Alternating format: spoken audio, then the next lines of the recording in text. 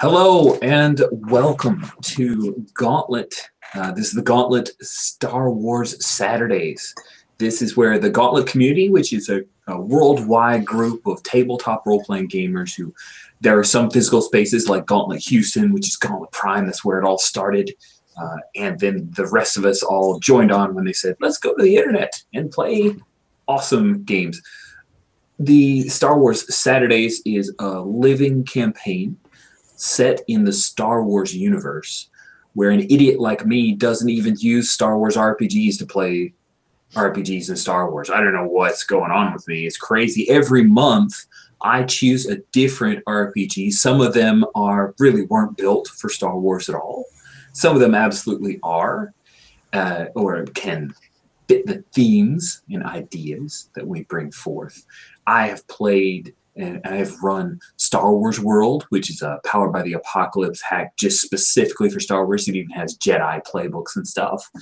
I worked on a hack that someone made originally for World War II fighter pilots, and we did it with X-Wings, and that was pretty amazing.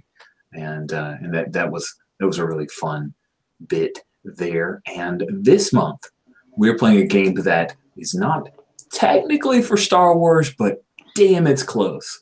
It is currently in beta playtest. You can download it free of charge from Drive-Thru RPG, and the name of the game is Impulse Drive. Impulse Drive has a beautiful cover, and it is designed by Adrian Toon. It's in active development. In fact, we are playing version 3.8. We didn't start with 3.8. We're on the third session, so there have been things that have been updated and changed as we're playing.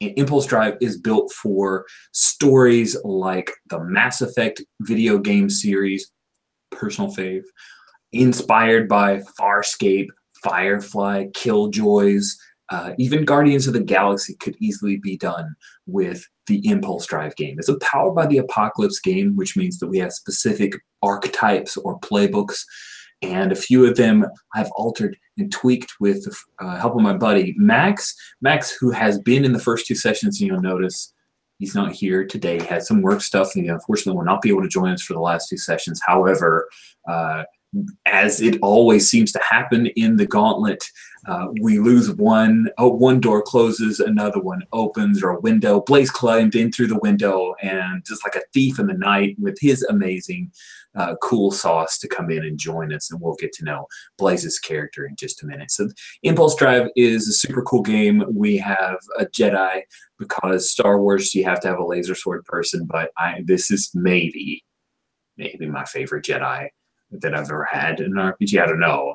There have been some good ones. I'm just raising the bar high because I've got an Emmy Award winner among us. I like that. I like that. The bully pulpit, and I did it ahead of you. I stole your thunder, but you get to show the award, right? Right? So this is Impulse Drive is in Star Wars. The setting is during the first actual movie, around the time of just after Rogue One. I don't know where Solo sits in the timeline, but I'm sure as hell going to find out some point this weekend when I go see the movie. So it's sometime during New Hope. Emperor Palpatine has taken over. The Senate has been dissolved. The Republic is no more. The Empire is on the rise. Governors have been installed throughout the universe to control. Stormtroopers are aplenty. The trading lanes and routes are all locked down by the Empire, and there is a rebellion that is fomenting. That is the kind of universe set of the galaxy, as it were. In the last session, the Bright Blade, which is the ship type, the Nightfall is the name of the Bright Blade ship, which is the freighter that everyone works on. They had left Port Jericho with a large number of munitions, headed towards the home planet of the Twi'lek species. The Twi'leks are they have the two kind of brain tail things, usually portrayed in the movies as dancers. And the planet of Ryloth is where they live. Ryloth is a sun-baked desert planet with great many of colors. So it's not a washed out Tatooine, but it's lots of purples and oranges and the like. And it is as hot or hotter than Tatooine. They headed to Ryloth, but unfortunately they were followed on their way out of Port Jericho. And Captain Race Green, with his frigate that carries, it's probably not full frigate size, but anyway, there's a G-Talk freighter that he brought along with TIE fighters. There was a dogfight over the sands of Ryloth. It didn't go well for you guys. It was a brilliant cacophony of not great rolls, which just thrilled me to no end. And as we came near the end of the session, suddenly the captain was knocked out and the ship was brought down to a crash landing. You guys were able to defeat most of the TIE fighters. You dropped the shipment, and there was a pack of Twi'leks that came up from hiding spaces out of nowhere. One of them grabbed an RPG launcher, fired it, and destroyed one of the TIE fighters that was about to take you guys out. And then you crash landed, and as we ended the last session, they were quickly working to pull tarps and other camouflage over the nightfall to hide you guys. And you guys pulled Captain out of the cockpit, and all of you went down to the underground where the Twi'lek resistance stays. And that's where we ended our last session. So we're going to skip a wee bit of time because we need to explain that Damper got a mission. That's what the note he left you on the data pad. Captain said, "I've got a mission. I'm sorry. I have to go. I'll find you again, Damper." And he's gone. No bye-byes, no hugs, no handshakes. He did not pay you the credits that he owed you for that lost Sabbac game. He doesn't even play you anymore, Trey, because you always win. So that's why he owes Addie Hen. So Damper is gone. Damper, your infiltrator, who was also a little bit of your engineer and mechanic, which made repairs on the Nightfall a little more difficult. And we'll get into that in just a minute. But let's get to know our crew, and then Blaze will introduce his character. And we will work out a few hooks between our new character and the extant crew. Then we'll discover what's going on with Nightfall and pick up from there. Steve, if you could, please tell us about Trey. So I'm playing Travaxi Trey, who is a scoundrel. He is usually under the influence of some substance, even though with this recent discussion with Captain, he's trying to cut that back to just when he's off duty, in order to keep the crew alive. But spoiled party too much. So now he just tries to get by and move from place to place as the law catches up with him. Nice. Thank you so much, Steve. Matthias, would you please tell us about Addie Hen? Yeah, I'm playing Addie Hen, and that's the Warhorse archetype. No, my camera's being... Okay. And Addie Hen is an aged clone. A clone that was actually involved in Order 66 and carrying it out. Specifically in the murder of Jedi Master Star's ally. And has, since that happened, like he has a big scar on his head from a messy surgery to remove that chip that compelled him to carry out the order, and has at least tried to leave that entire conflict behind and fled basically to this crew now and to this captain. Well, that's a perfect introduction to our captain, Lowell.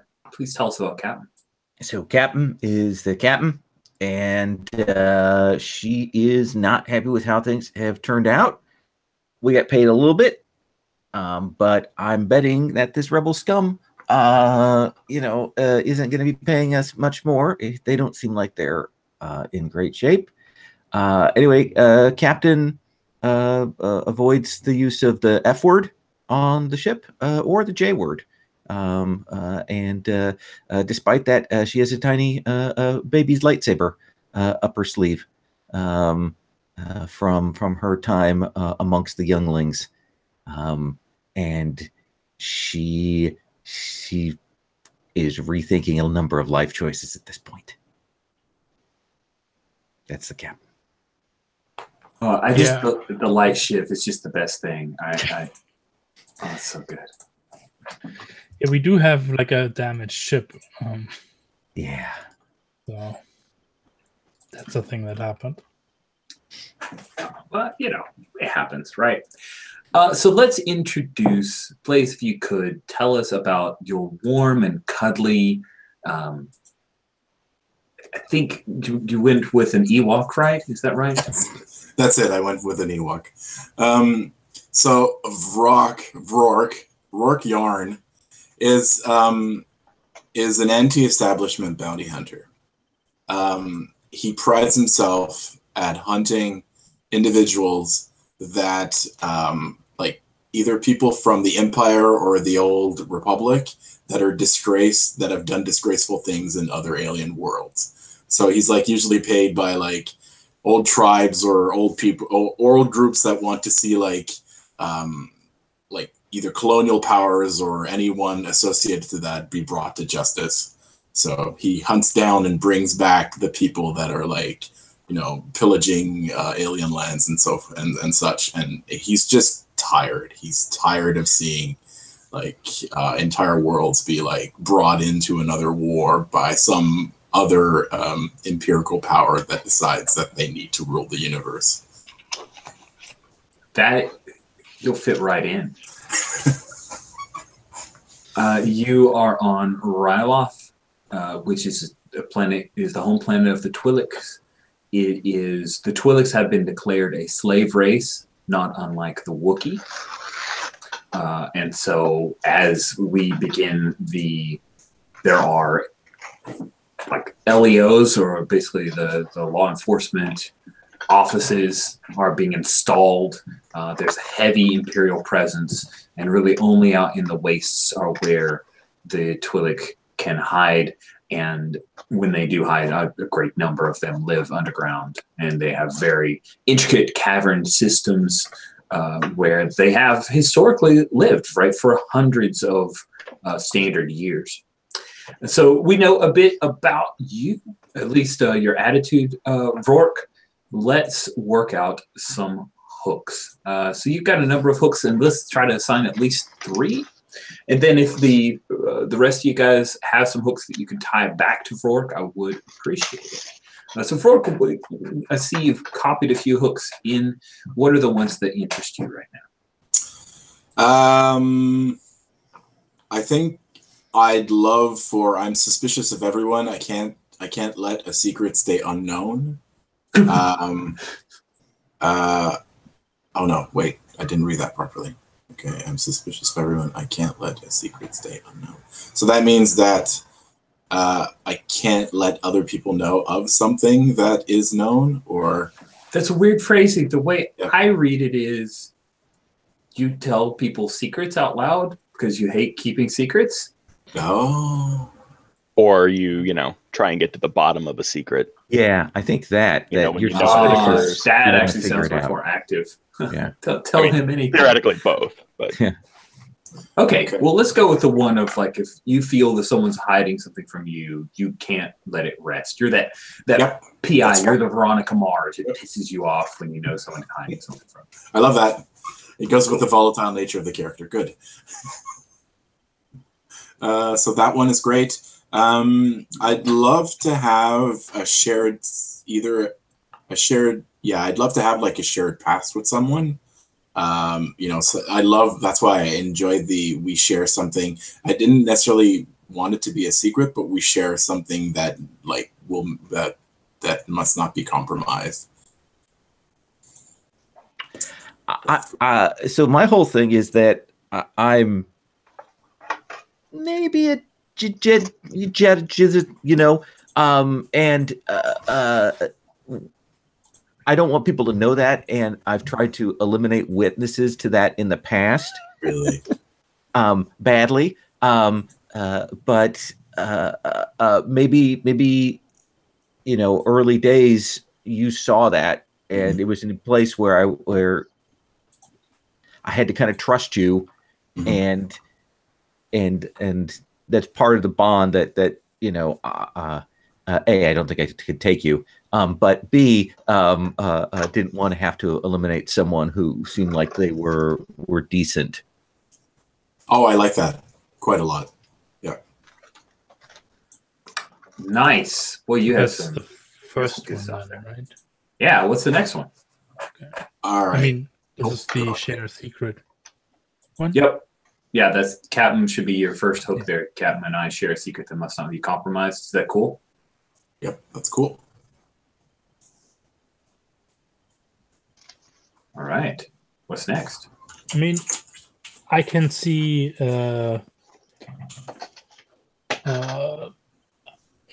our past paints a target on our back, but the second part is kind of, I don't know, the part of how that you would make Addy leave that behind. I mean, he's a clone. That's kind of a and a clone that has already gone into. But you've got hangups about being a clone, right? Maybe that's the past that needs to get left behind. Is your hangups on it that you still feel that regret and guilt? Yeah. Or maybe it's like a call that you are like the tag clone is like you are an individual. Once you let go of the fact that your creation was different than others, then you can just accept yourself as a sentient being or just roaming the universe. Do you have an individual name?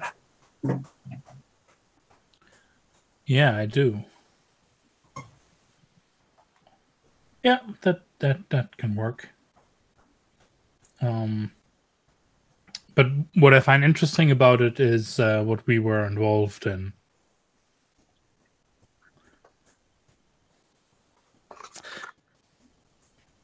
I mean, so if you're against like general, like if you've been, how long have you been working against the like any kind of Imperial? A long time. I figure the transition would be the equivalent of like a 55-year-old. Okay, so was he involved in the Clone Wars? Probably, yeah. What side did he fight on? The Trade Federation or the Republic? Or either? None.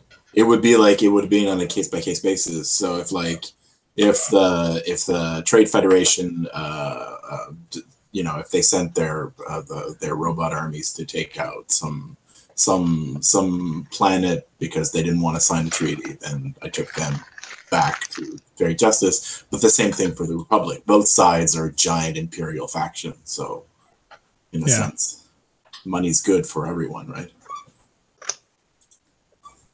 That's true. Okay. How do you feel about that? How about maybe you were involved immediately after the murder of the Jedi Master? Oh, maybe yeah.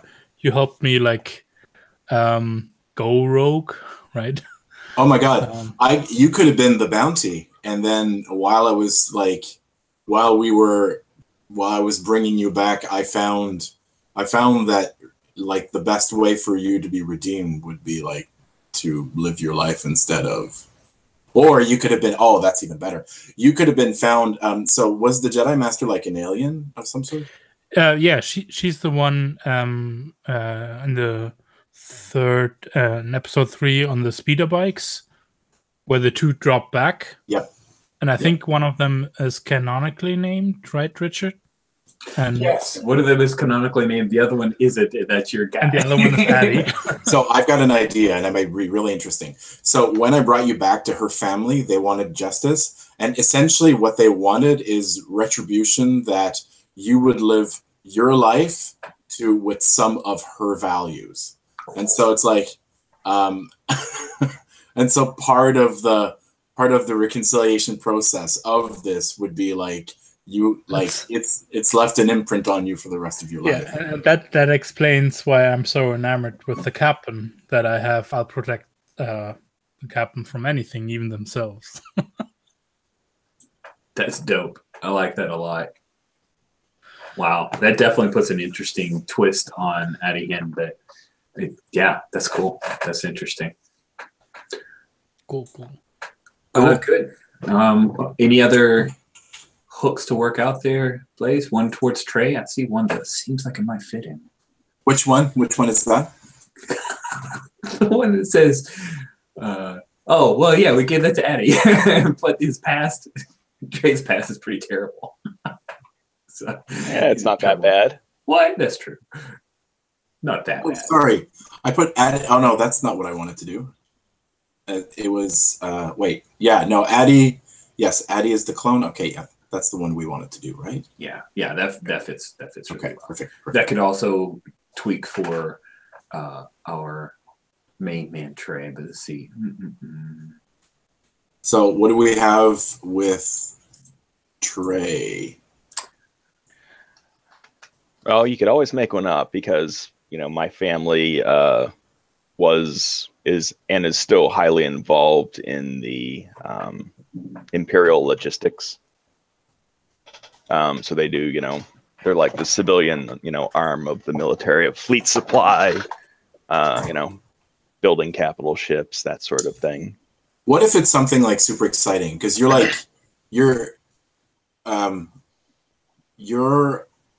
so don't take this wrong. Are you like a druggie? Oh yeah, he's totally a druggie. Okay, so he's been trying to avoid everything for a long time. So I know that it's not on the list, but what if we through like a bunch of events landed in the same place and just ended up on the same side of a shootout, but for for different reasons, and like we have either your ex-drug dealer or something like that coming after us because of that. That sounds great. That's neat. Is an ex-drug dealer a Hutt? Oh yeah, let's do that. Yeah, there we go. Timo the Hutt. You know, just in case you know, Rich knows of any. Yeah, I've got one. Going right over here, the EPCs tab. Let's jump ahead. Let's use Han. He's great. He's very personable. Perfect. So would we say something like, what's the bullet? It would be on the run from Hutts, or like Trey and I. Let's see. Trey and I have earned the ire of Timo the Hutt. We've got to stay one step ahead of him. I don't know. And I would think, you know, maybe I put in on mine that, you know, you were obviously the more competent gunslinger in that. Sober. Whatever. I think you pulled my my tail out of the fire. Cool.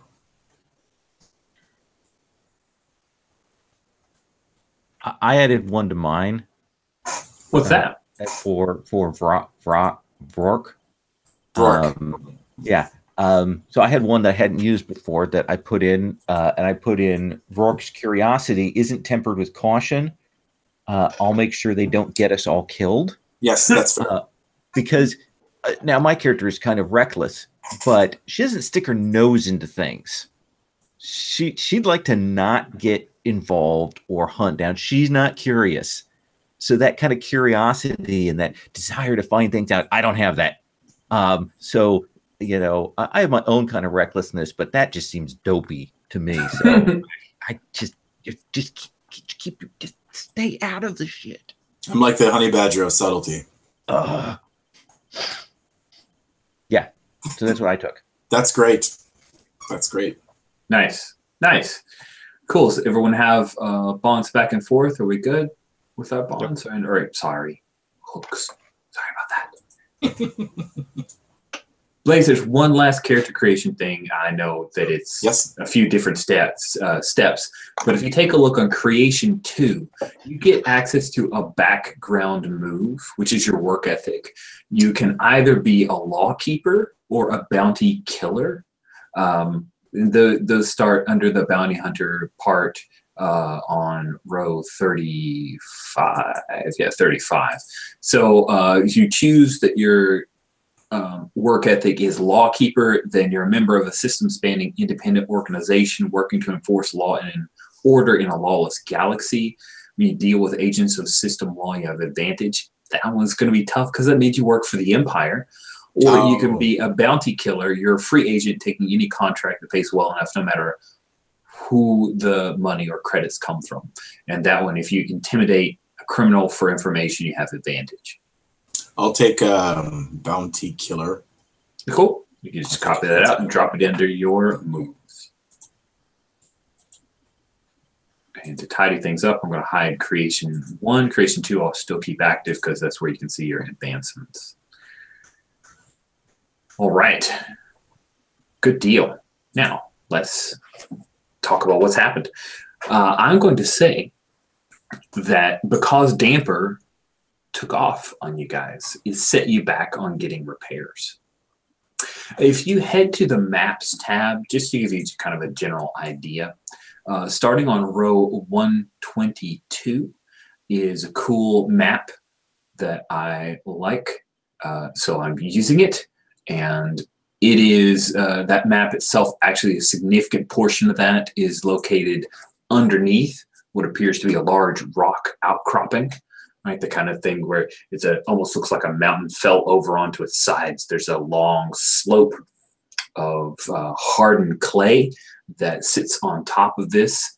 So it is underground, but you do have some layout there. And that central area is where the Bright Blade, where the Nightfall is right now. And yeah, I think that the question, of course, is how would you get it out? Is that they have the ability to pull back some of the piece, and you could just fly up and out. So I just mostly want to use that map. I hope you guys don't mind.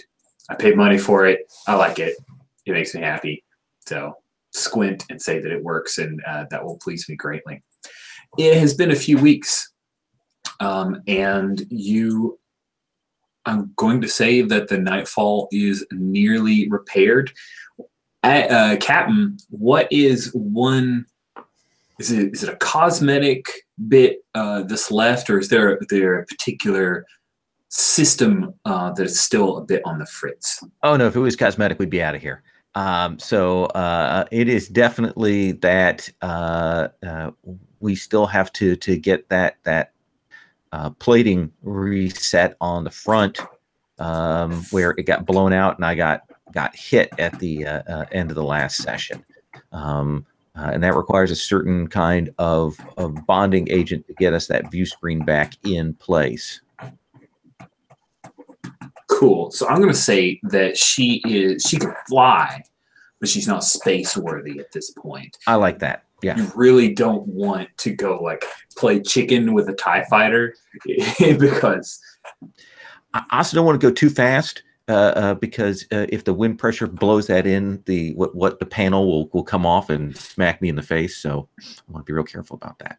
Cool. And I'm going to add in one more thing just because it amuses me. The landing gear, if you guys remember, if you've taken a look at the way the Bright Blade looks, she's from the side.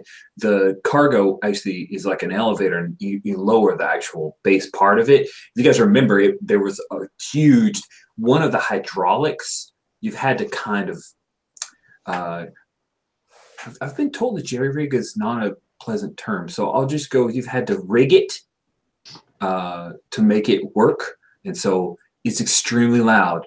This is so I think like when the ladder lowers, there's no hope of doing that quietly.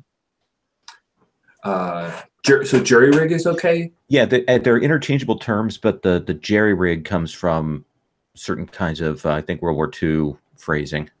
Right. That's what I had been told, and I never researched it, so I try to stay away from it. Good.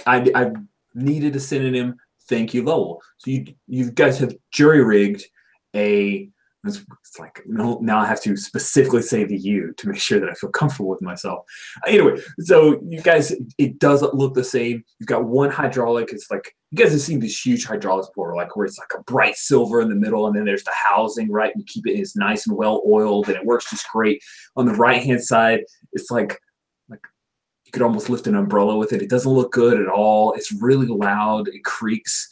So the idea of lowering this thing quietly is no longer an option. When that thing lowers, it's like people put on headphones and hold their ears, and toilet or hold their ear cones. It's not a good thing. It's definitely janky. So I don't know who did that, but they must have been a hack. Damper had a part on back order, but you're not sure where he got it from. He said he got a really good deal, but it hasn't arrived yet, or maybe has arrived and he got the notification and didn't tell you guys because he's off doing a mission for the rebellion and they're more important. Sorry. Rebellion Schmelben. So if you take a look, there are a number of Twi'leks from the Twi'lek resistance. You guys helped, so that generally this faction you have a positive reaction with, but on an individual, so they're friendly, you have a +1 with this particular faction. That is helpful for commerce moves and negotiating contracts. But on an individual basis, they may have slight variations. The leader of this group of the resistance is a female Twi'lek by the name of Ein Forta. She is an explosives expert, and her picture delights me to no end. So it's pretty much that picture tells you all you need to know about Ein Forta. She likes what she's doing, and she will laugh while she's blowing people up, because usually she only blows up Imperials. Ok Vina is the guy who kind of considers himself the head of security of this particular cell. He was a soldier within, like a soldier, like he was a guard before the Imperial supplanted him. And they said, guess what? You guys are slaves. We control this planet. So he, even up until recently, was in charge of security of large fortifications and installations. And so he's pretty unhappy about turns of events, but extremely protective of Ein Forta, who is the leader of the cell. Ein's second cousin, who she was raised with, the two of them raised together, her name is Bam Sasa, and she has a lover by the name of Ozib Kuli. And you have maybe seen Ozib a few times. He's a swoop rider. And Ozib has come to visit during the intervening weeks that have happened. He's come to visit. He and Bam Sasa are very close. Like, they were betrothed, but now their marriage won't be recognized. And so they're kind of waiting until they can have a secret ceremony. And so Bam Sasa and Ozib have been very close, but Ozib goes back. He goes to a city that is nearby. It is called Rovari. I'll type that into notes. And I'm sorry I'm dropping a bunch of details on you guys. Don't worry, we'll follow back up or some of it. They may not be as interesting to you as it was to me. And then the last NPC that we introduced is Ma Forta, who is half-brother to Ein, and he is the tech who kind of stepped in when Damper Venloosed on you. So he's the guy that has put things together and is still doing a lion's share of the work for organizing work. Like, he's the project manager and main engineer, but he definitely puts your asses to work. He puts your shebs to the grind, as it were. Note, there is some slang if you want to use Star Wars curses. It is in the species names and slang tab starting around row 17. There's a good number of them. So if you want to be all cursing, and then you can do that. Although Holy Sith is just a little too silly, but I stuck it in there anyway because it tickles me. So, Captain, Yep. You know that the Nightfall, she is nearly space worthy. We'll say that we start off in a scene with you having a discussion with Ma Forta as he has a data pad up, and he says she's ready for a test flight, Captain, but we definitely need that bonding agent in order to make this happen for you to be space worthy. Yeah, I don't want to do a test flight and have the Imperials buzz us again. So we're going to get the bonding agent before we do anything, and we'll just pop out, and we'll trust in the way of the universe at that point. I don't want to draw heat on you guys. I don't want to draw heat on us unnecessarily. My sister wants to talk to you about the possibility of making this worth your while. We have some things we'd like to ship off. I know that setting up a circuit back and forth to our planet is dangerous, but if you can at least, if you could work with my sister, we have a number of goods that if you can move it to another market should sell relatively well. I have set up a few accounts, and if a number of the credits can be fueled into those accounts, it'll trace back to us. And in my head, you can see me looking at him kind of flat. You can see the thought in my head is, I don't want to get tied up with these guys. I don't want to get tied up with these guys, these rebels. Jeez. But I'm kind of stuck with it. So I'm like, oh, that sounds great. Really looking forward to that conversation. Sincerely. Good. Good. Good. And he clasps your shoulder, kind of squeezes it for a moment. So Trey, you have been surrounded by Twi'leks with not much to do for several weeks. When we pick up, where do we find Trey? Let's say that it's in that siesta period where while Ma Forta is working, because that's just the kind of person he is, most Twi'leks will laze about or spend time sleeping, relaxing, and the like. Where do we see Trey? He is in whatever they don't actually, it's not that big of a space. Obviously they leave their compound to, go get stuff. So he's probably badgering one of those merchants for something other than, do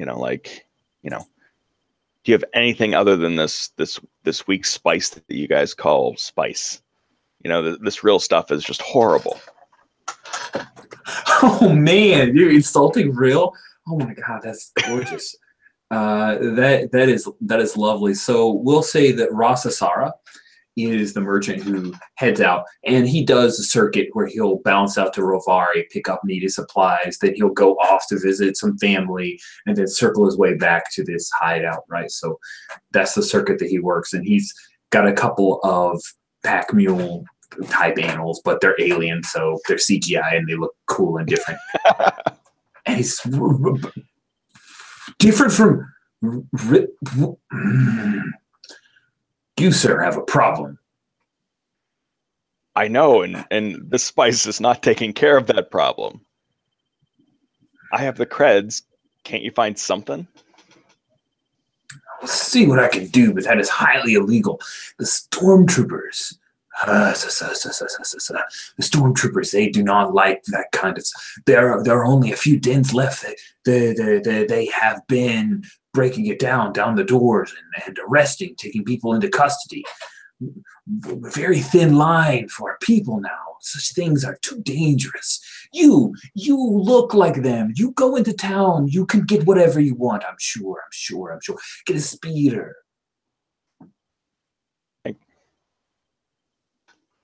Not a bad idea. Normally I'd have my solicited friend take care of it, but you guys got him out working. Who do I talk to about speeder? He left. We don't have him working.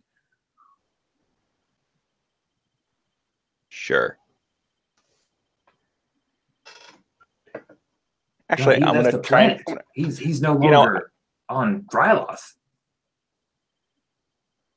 I'm like, right?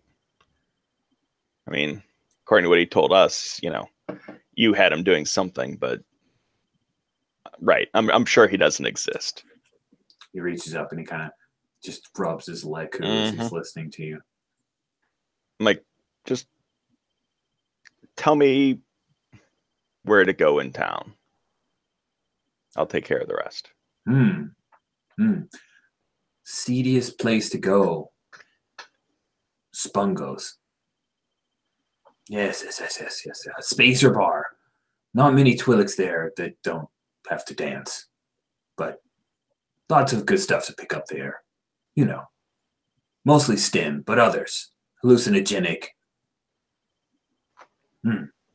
Good luck, friend. I'm sure that you will find the spice you need. He claps you on the arm. And he taps one of his little space camel guys, and he makes a sound, and they start tromping off towards the all do. Right. We have one sound effect guy. It's like Michael Winslow's cousin. So, well, I will probably go look for someone to accompany me, so I have some semblance of protection. Either Addie or Rourke. I think it would be amusing if Rourke and Addie Hen, you find them together. So Addie Hen and Rourke, whoever speaks up first gets to say, where is it that Trey finds the two of you?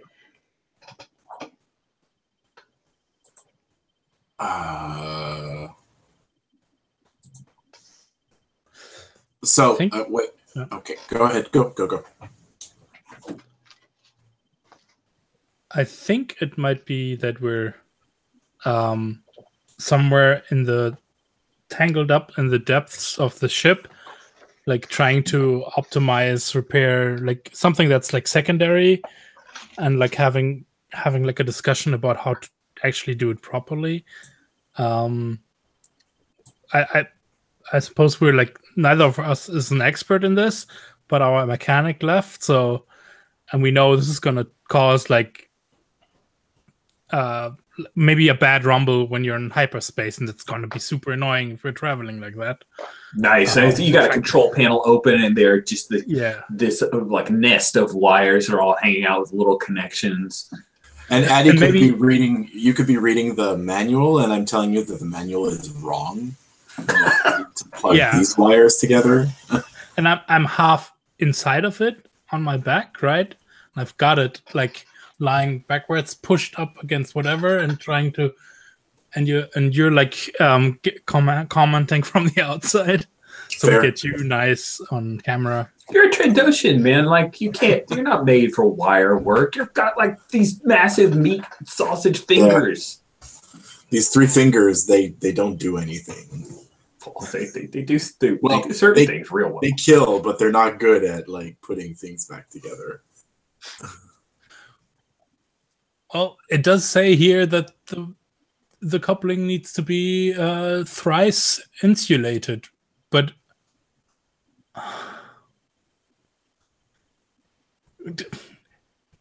this looks like these are like, and I throw something out and it's like a rectangle thing. They're supposed to be cylinders and not like half-sharp edges. Who put these in here? Clearly, this was built by an Imperial Starfleet officer that didn't know what he was doing. I think you should just patch it up with some gum and some tape, and it'll probably work. Okay, wait. And like, I do something, we hear something, and then there's like sparks flying, and I'm like, ah! So I'm like, what are you two doing this? We have a perfectly reasonable Twi'lek willing to help us, and you guys are up to your waist. Well, working on the ship. I mean, we've been here for what, 3 weeks? Half scamper out of that thing, like smoke rising from my hairline, kind of. Like, well, what else are we supposed to be doing here? Like, I'm going. This nothingness. I say we go into town. Sounds like a good idea. We can get some money, find some bounties, pay for dinner. I'm sure we could even, get the captain to agree if we're looking for work. I heard there's a good spacer bar, mostly by non-locals, so we should be able to find something. Yeah, let me talk to her. I'm kind of putting some stuff off, like putting like the work belt somewhere and heading off to see the captain. Because I think I'm like probably might have heard from you that the resistance has some stuff they would want us to do. So I'm like, yeah, that's actually a very good plan. Just gonna maybe if we find an alternative thing, Captain will be fine with us heading into town and actually having some fun for a change. Yeah, and after you leave, I turned to Bork. I'm like, I'm glad he volunteered because Captain would see through that like in a second. Nice. So let's say the Adihin, you head out to try to find Captain. Captain, you've just finished talking to Ma Forta. Ma give you that port. Really, at this point, he says you guys are at a standstill. He can't really put the console in without the bonding agent, and so it's a four-step process, all very quick. If we just have the bonding agent, at this point, she's flyable. You don't want a test run, and he's kind of reiterating his report when Adihin comes up. But I will let you speak to my sister. Good luck. Yeah. I've learned with tech people, I zone out when they start talking, and I let them run through it 3 or 4 times because they're going to repeat themselves. And I go, okay. Addie, give me some good news. Captain, we're not done with the hyperspace coupling yet, but so here's but I mean, we gotta get something to get off this planet again. Yeah. Let's step over here and talk. So the acute rebel leader is all about maybe making us get more deeper into this whole rebel alliance thing, which, you know me, I am all about not doing that. So if we could find an alternate source of income. Yeah, how about I take the boys into town and we have a look around. I think Trey already made out a potential place where we might be able to find something else. I cock my head a little. I mean, some kind of spacer bar. They've got Eddie, that is all well and good, but if you go with him to that bar, you need to make sure that he does not get all hopped up on goop. All right?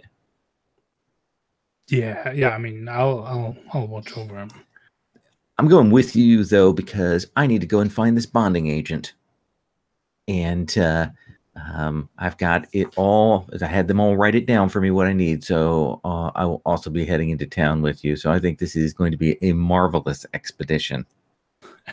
Yeah, and I think I nod and I say, yeah, I'll get the speeder ready.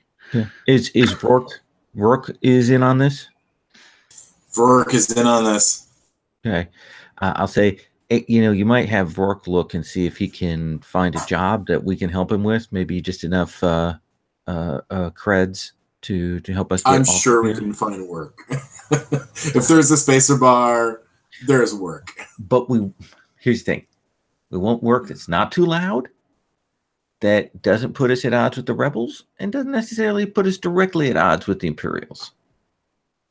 We'll find something. And this is the point where I lower the landing gear and it does this super loud screeching that everybody reacts to let our land speeder down. Is that land speeder still functional? Because I remember using it as exterior shielding at one point. Oh, did we? We've had repairs. We've had repairs since then. I imagine it doesn't look nice. Doesn't look nice at all. Like, she is the Bondo mobile. There's like a whole section that is from some other speeder. Yeah, there's it looks, you're not picking up any people who think they're getting a nice ride in this thing. Yeah. Let's go. Cool. So you guys all start to get into the speeder, and that's when Ein Forta comes jogging into the little hangar bay area. Captain, hey. Hey. You guys going somewhere? Guta Guta? We are going to look for the bonding agent that we need to repair the ship, as told to me in detail by your half-brother. Good. I'm glad Ma's still taking care of you. Listen, we need to talk. This might be a good opportunity for you, and I need it. Excellent. Well, let's have that chat when we get back. I'm like in the background. Ramp it down, Clone Boy. Listen, Captain, I have offered you our home for weeks. My half-brother hasn't finished 3 projects that are necessary for our work to help you with the ship. Oh, I will talk with you now. I will also point out that we delivered goods to you that we did not get reimbursed for. True, So, true. 6 of one, half a dozen of the other. Very well. You are correct. We have been fair to each other. Yes? We have. And I will, when we come back, I will sit down and fairly listen to your proposal. I know you have goods you want shipped out. No, it's not that. I mean, yes, we could use the credits for that. This is more important. Something happened this morning. I'm like, sorry, I need to. She stut us out if I don't occasionally. I go, hang on, Eddie. I'd come up.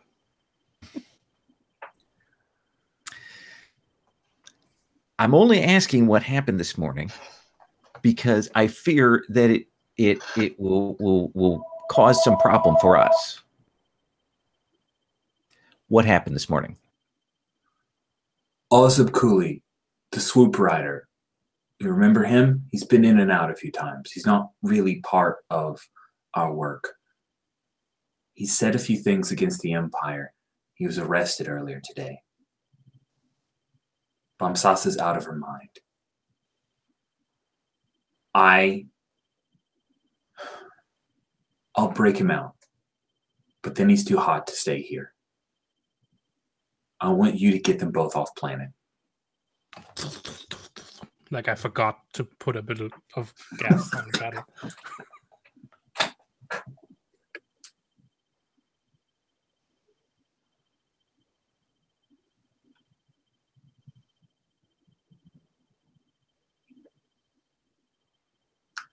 I want to read them as they're saying this. Okay, cool. Yeah. Why don't you do that? Since I have people person. You are such a people person. Why don't you people person it up? And aliens are just people with extra things. They are. We're all people, technically. I roll slick, which I have.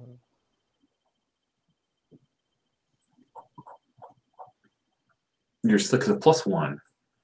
I roll for party stopped. I have to click the button to kick her back in gear. That's not a good sign. We've gone this long without rolling dice. What kind of game is this? What room were we? We are the generally striking poop.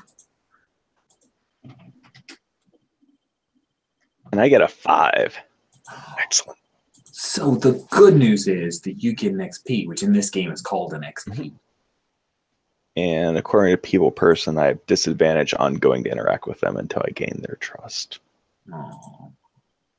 So I think I keep on making some obvious twitches of a real spice user who's dissatisfied with his dosage.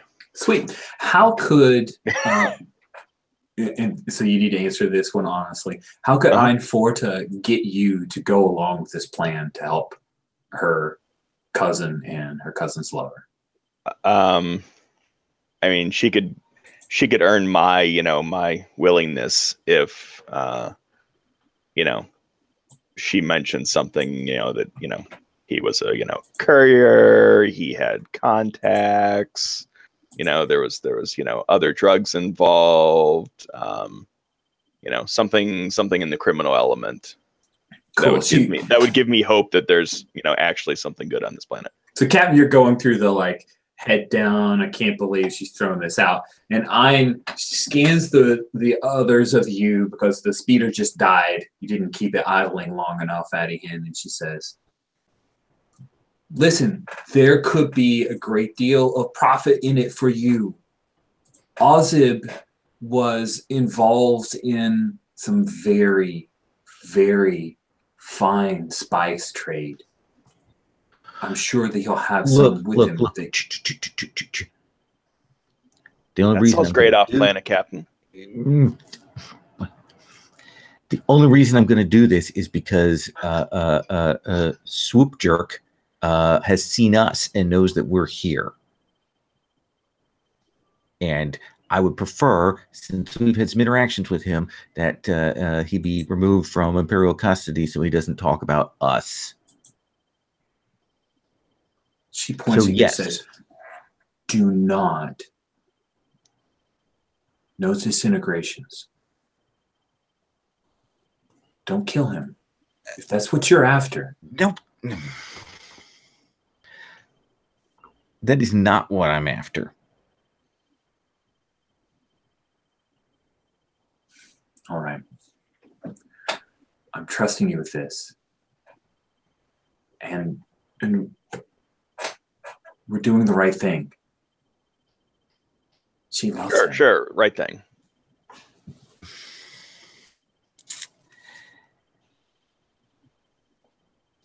I will nod, smile, and I'll say, when are you breaking him out? We've got to move quick. Captain Race Green is going to be taking him to a Star Destroyer with a shipment of a few other prisoners. Okay. We've got a day to plan this. Well, this is great. So my crew doesn't have to be involved. You bring him back here. We'll take off. I got to go get the bonding agent. So we have to move quickly now. Good. She slaps the speeder. Good luck. And she turns. Yeah. I will turn to Trey, and I'll say, as we're walking to the speeder, I'll say, is she setting us up? It sound like it. Okay, you better. I mean, knowing that. Oh, now you get a little hesitation. You were saying we get him off planet. Maybe he has some packages. That we can transport to. Profit for everyone. All right, let's go. Let's get to town. Everybody armed? This is gonna be fun. Quick side note on gear. Should I just use the gear that's there, or is there any options to get more gear? So the gear that's there is what you would start with. Did you have particular gear that you were interested in and felt like should be added in? Because I'm open. Either a bomb or a grenade or something unstable that can blow up. So you are interested in the possible. Maybe how about you would need to borrow from Eddie, because Eddie's kind of the walking arsenal. Sounds good. The war horsepower there. So perfect. Cool. Good. So yeah, the speeder heads off he can't even pick up a radio signal here with this thing. She's on the fritz. She basically gets you to the Rovari. So Rovari is a city to the west of Lesu. Lesu is the capital of Ryloth. Rovari is nowhere near the size of Lesu. Lesu has a bona fide, like, gigantic spaceport, but Rovari has a spaceport. It could basically dock about 12 ships simultaneously. So imagine it's like a local airfield, if you guys have that frame of reference. And there is there is a little bit of an entertainment area that's starting to crop up. As you see, there are amid all of the kind of mud and huts that are built, a lot of the kind of the rounded style, remember from Tatooine. Again, most Twi'lek buildings are underground, but they do have this above ground city. And so you can see that there are a lot of the ruddy colored houses and like all very rounded in shape. And then there's this big, ugly, 3-story, towering, gleaming white, brand new building that's still, they're still putting the final touches on a new wing of it. This is the LEO, the law enforcement office, where there are squads of stormtroopers. There's perimeter set up here at checkpoints as you come into the city. So as you guys slide in, there are a couple of stormtroopers. One of them has that kind of cool black shoulder piece and the big gun, and he comes over and he looks at you guys, says, "All right, idents." "All right, idents." I assume we have a standard get through city kind of ident things. I would imagine so. Okay. That feels right for smugglers. Yeah. Here you go. Nice, nice, cool. So yeah, he takes a look at that and looks at the 4 of you. He's looking over that transition. What's the work going on here? What are you guys doing out in the desert? Scavenge.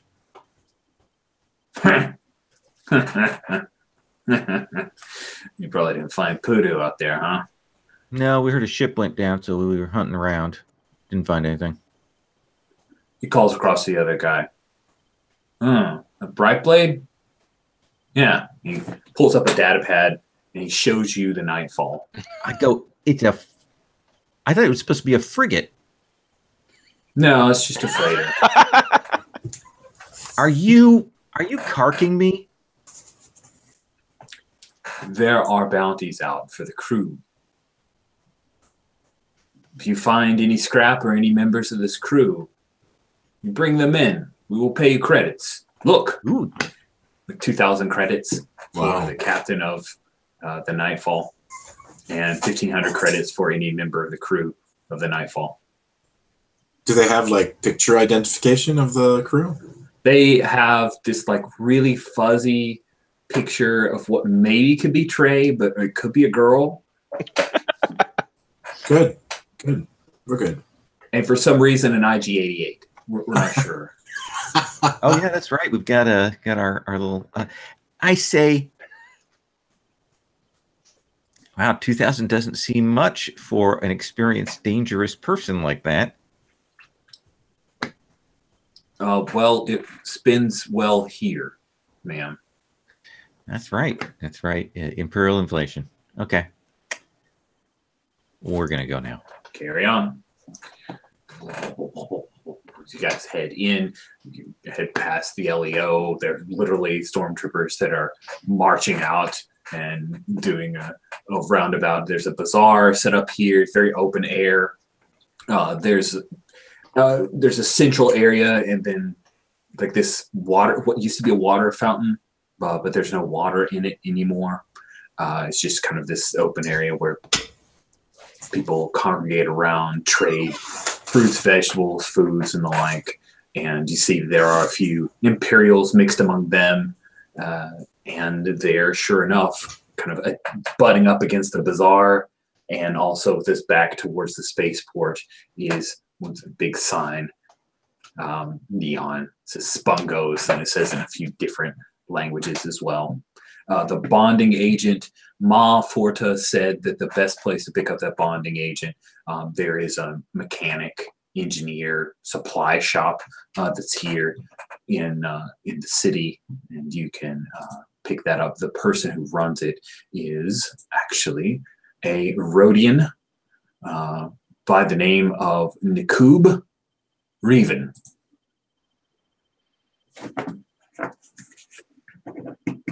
Say, all right, I'm going to take the droid, and I'm going to go and get the bonding agent. You three go to Spumco and pick up whatever you can find out, maybe jobs, deals, things like that. We are going to take this dude off planet. Anything to supplement that would be good. And I turn to Trey within reason. I think I put a hand on Trey's shoulder. Say, yeah, I got you covered. I can find us a decent job.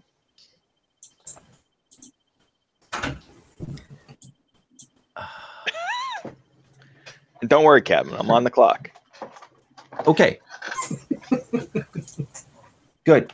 I just have to remember that Twi'lek juice just can't just drink it fast.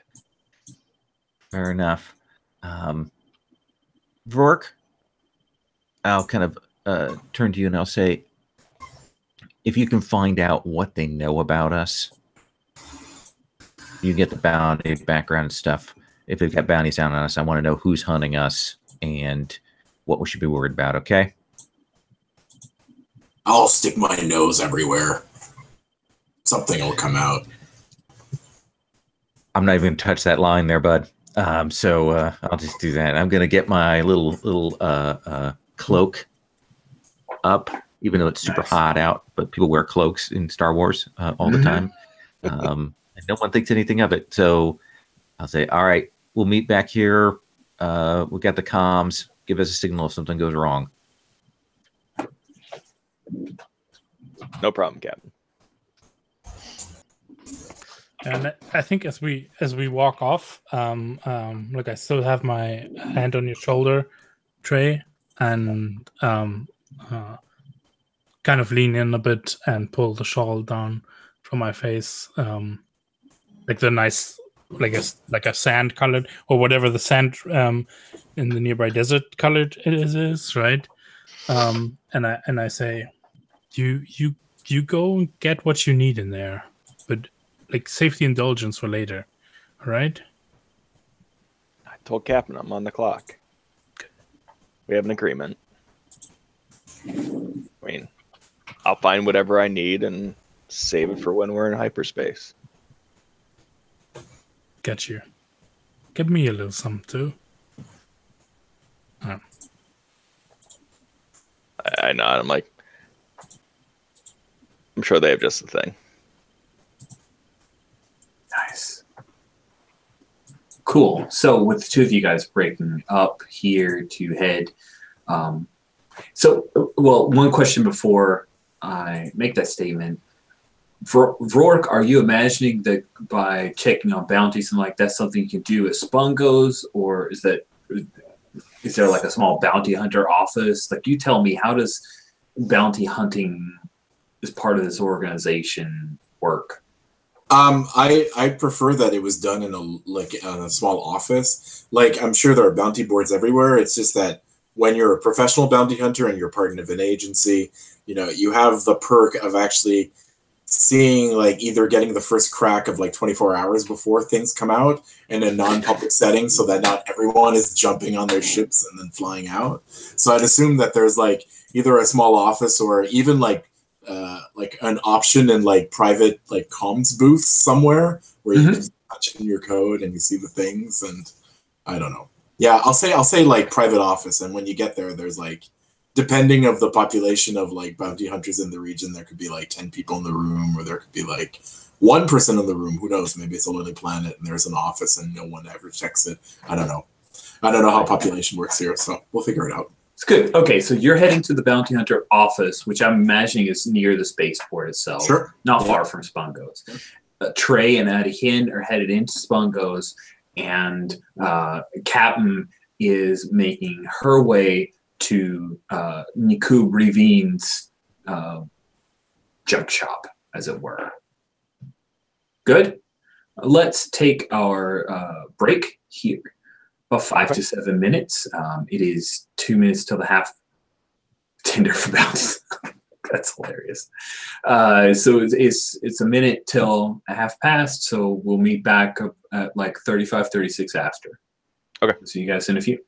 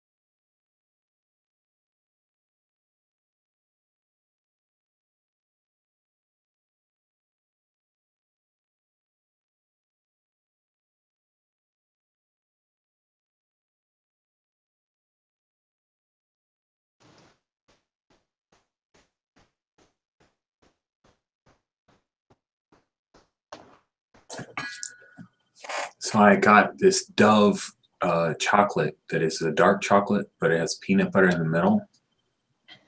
It is really, really, really good. Like, when I used to go to like Whole Foods and there was a Newman's Own dark chocolate peanut butter cup, I thought that was the greatest thing ever. I think this Dove might be better. Years removed between having them, so maybe sense memory is fuzzy, but I like Dove chocolate by itself. I do, but dark Dove chocolate. I could see the peanut butter maybe being good. Mm-hmm. But I'm big on, for American chocolate. Sure.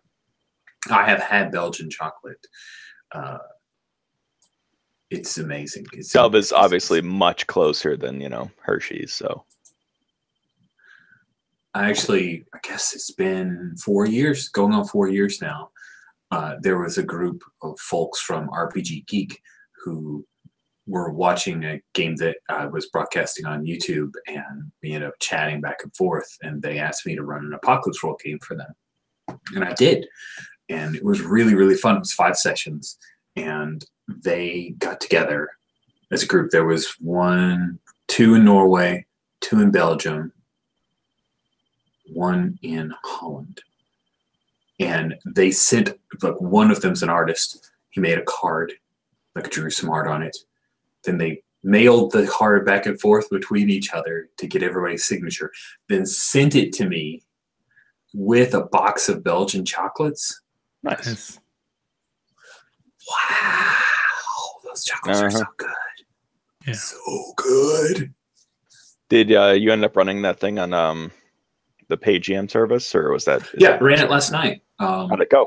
It went well. I had 2 players, Okay. so it's still kind of building and growing. But I had 2 players, and it was a fun game session. I think it's got hooks. They actually signed up for the 2nd session, so cool. I hope more people sign up. It's a bi-weekly thing, so it's a weird scheduling thing around Origins, but it just worked perfect that I did last night, and 2 weeks will be the 8th. Then I drive out on the 9th to go to Tennessee because I'm taking my family up to Tennessee, and then Wednesday I drive from Tennessee up to Columbus to go to Origins. So excited. Let's pick up with I will remind me this week, and I'll put your name on the thing as well. So in case you get there before us, you can check in. Oh, cool. Yeah. I never like showing up first, so I appreciate you doing it. The chances are that I'll be like, when are you guys going to be there? We'll be there like half an hour after that. Fair enough.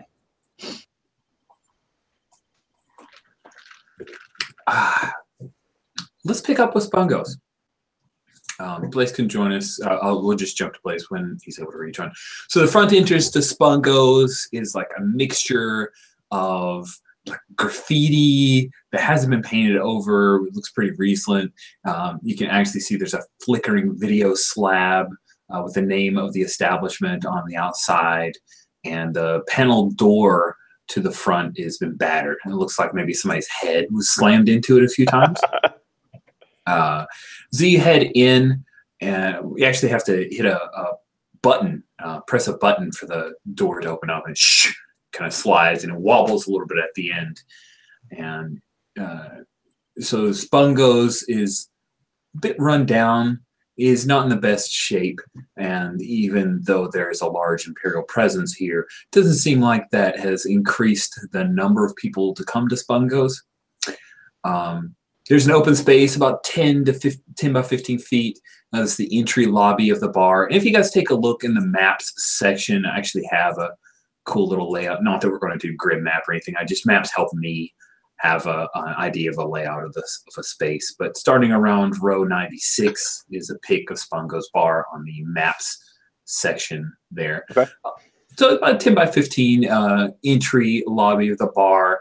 On the wall are adverts for services here, and you also can smell that there's kind of fluid splattered across the floor to the right of the entrance that the employees seem to have not bothered with cleaning up. And as you would expect in a cantina, in a space or bar, the ratio of humans to non-humans, there are very few humans here. The place has loud music, pulsating lights, a good deal of smoke, and the smoke tries to cover the stench of various intoxicants and, of course, odd alien species, but doesn't quite do the job. You can see that to the right of the entrance lobby, there are a bunch of serving booths.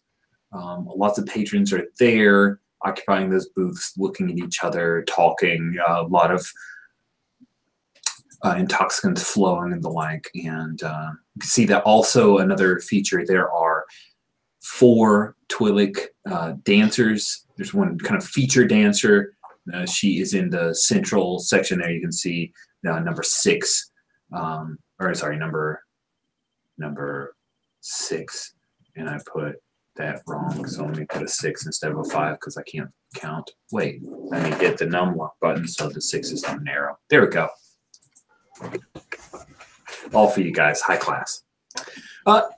So there's a bar you can belly up to. The bartender behind it is a Wookiee. He has he towers over everyone else, and you can see for some reason he's shaved his forearms down like a buzz, so it's not shaved to the skin. Perhaps there's some kind of like you can't droop hair in people's drinks kind of thing going on there. See, there's a that was actually my first thought as I was looking at him, is that I'd have me taking hair out of my drink. There we go. On the same page, simpatico. But anyway, from elbow down, it's been shaved. It's like, have you ever seen a poodle where they've like shaved the poodle? Unfortunately, it looks a little bit like that for the poor guy or girl. It's still no one laughs at that. No one has that you see. Everyone no one knows sees better. it. It's still a Wookiee. It's still a Wookiee, damn straight. So you're not sure if it's a male or female. I'm not sure if Trey can tell the difference, nor if Addie cares. So you guys.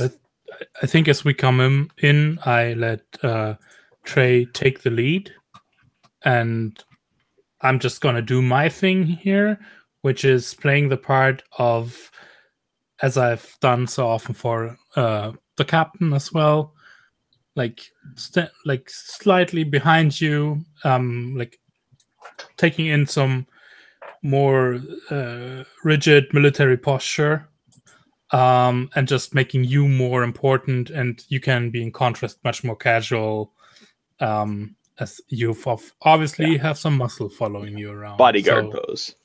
Yeah. Nice. So whatever you want to do, I guess I'm like, you can lean on me. Yeah, that's the idea, right? Oh, I'll go up to the end of the bar and order a couple whiskeys from me and my friend.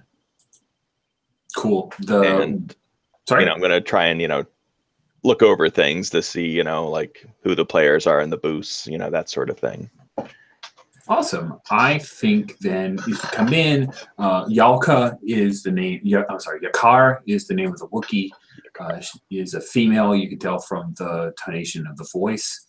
I don't imagine the Wookiees have secondary sexual characteristics, or if they do, they're hidden under masses of fur. So that doesn't matter really, because Wookiee.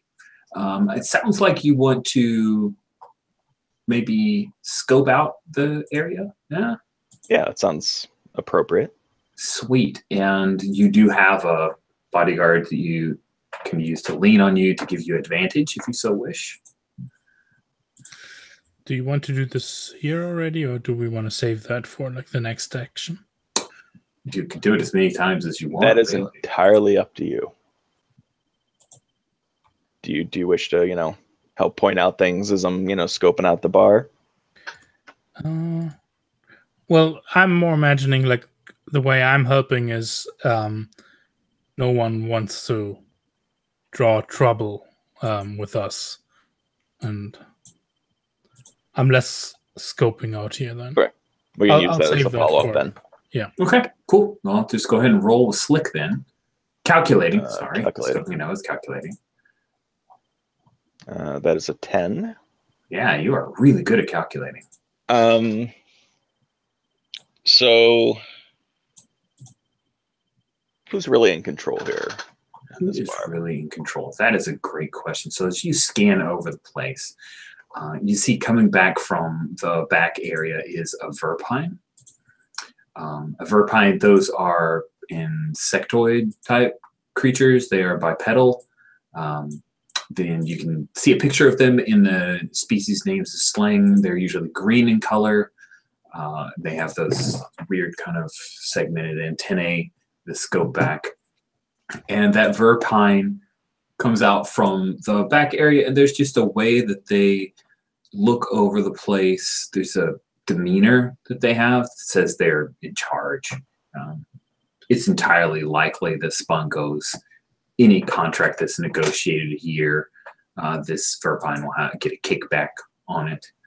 And, so yeah, that's what you get as your answer for that.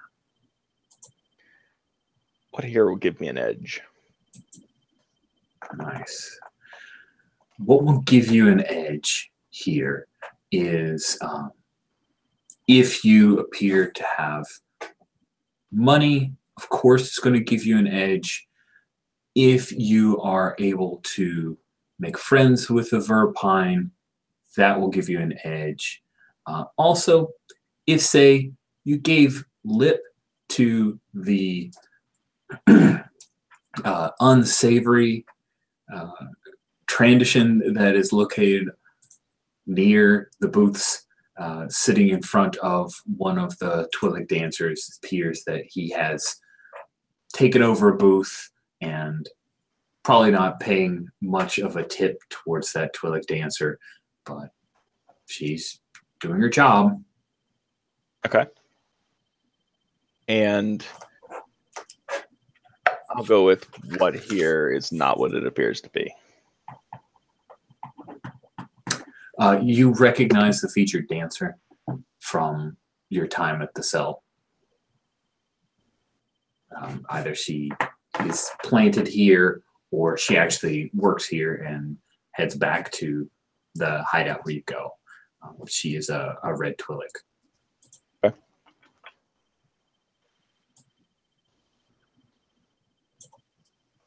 So as you're staying, as you're drinking, looking over the place, Yakar says, "Your accent is not here. You are not Rylith, are you? Where is your ship?"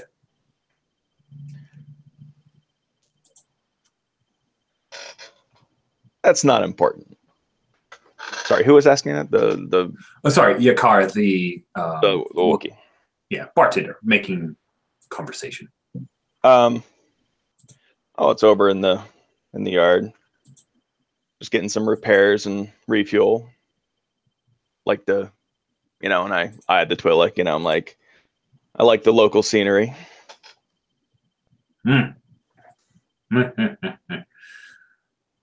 She actually is speaking. I think she's just going to speak. She just speaks Wookiee, right? Okay. So you either understand or you don't. You totally. Anyone can speak Wookiee. We get the gist. Yep. And then she'll look over to you, Addie Hin. She says, "A clone. I've not seen one in a long time."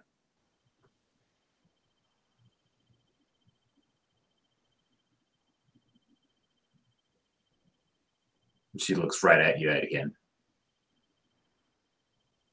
You're having trouble with the mute button, Matthias. Sorry, Matthias. Yes. No trouble.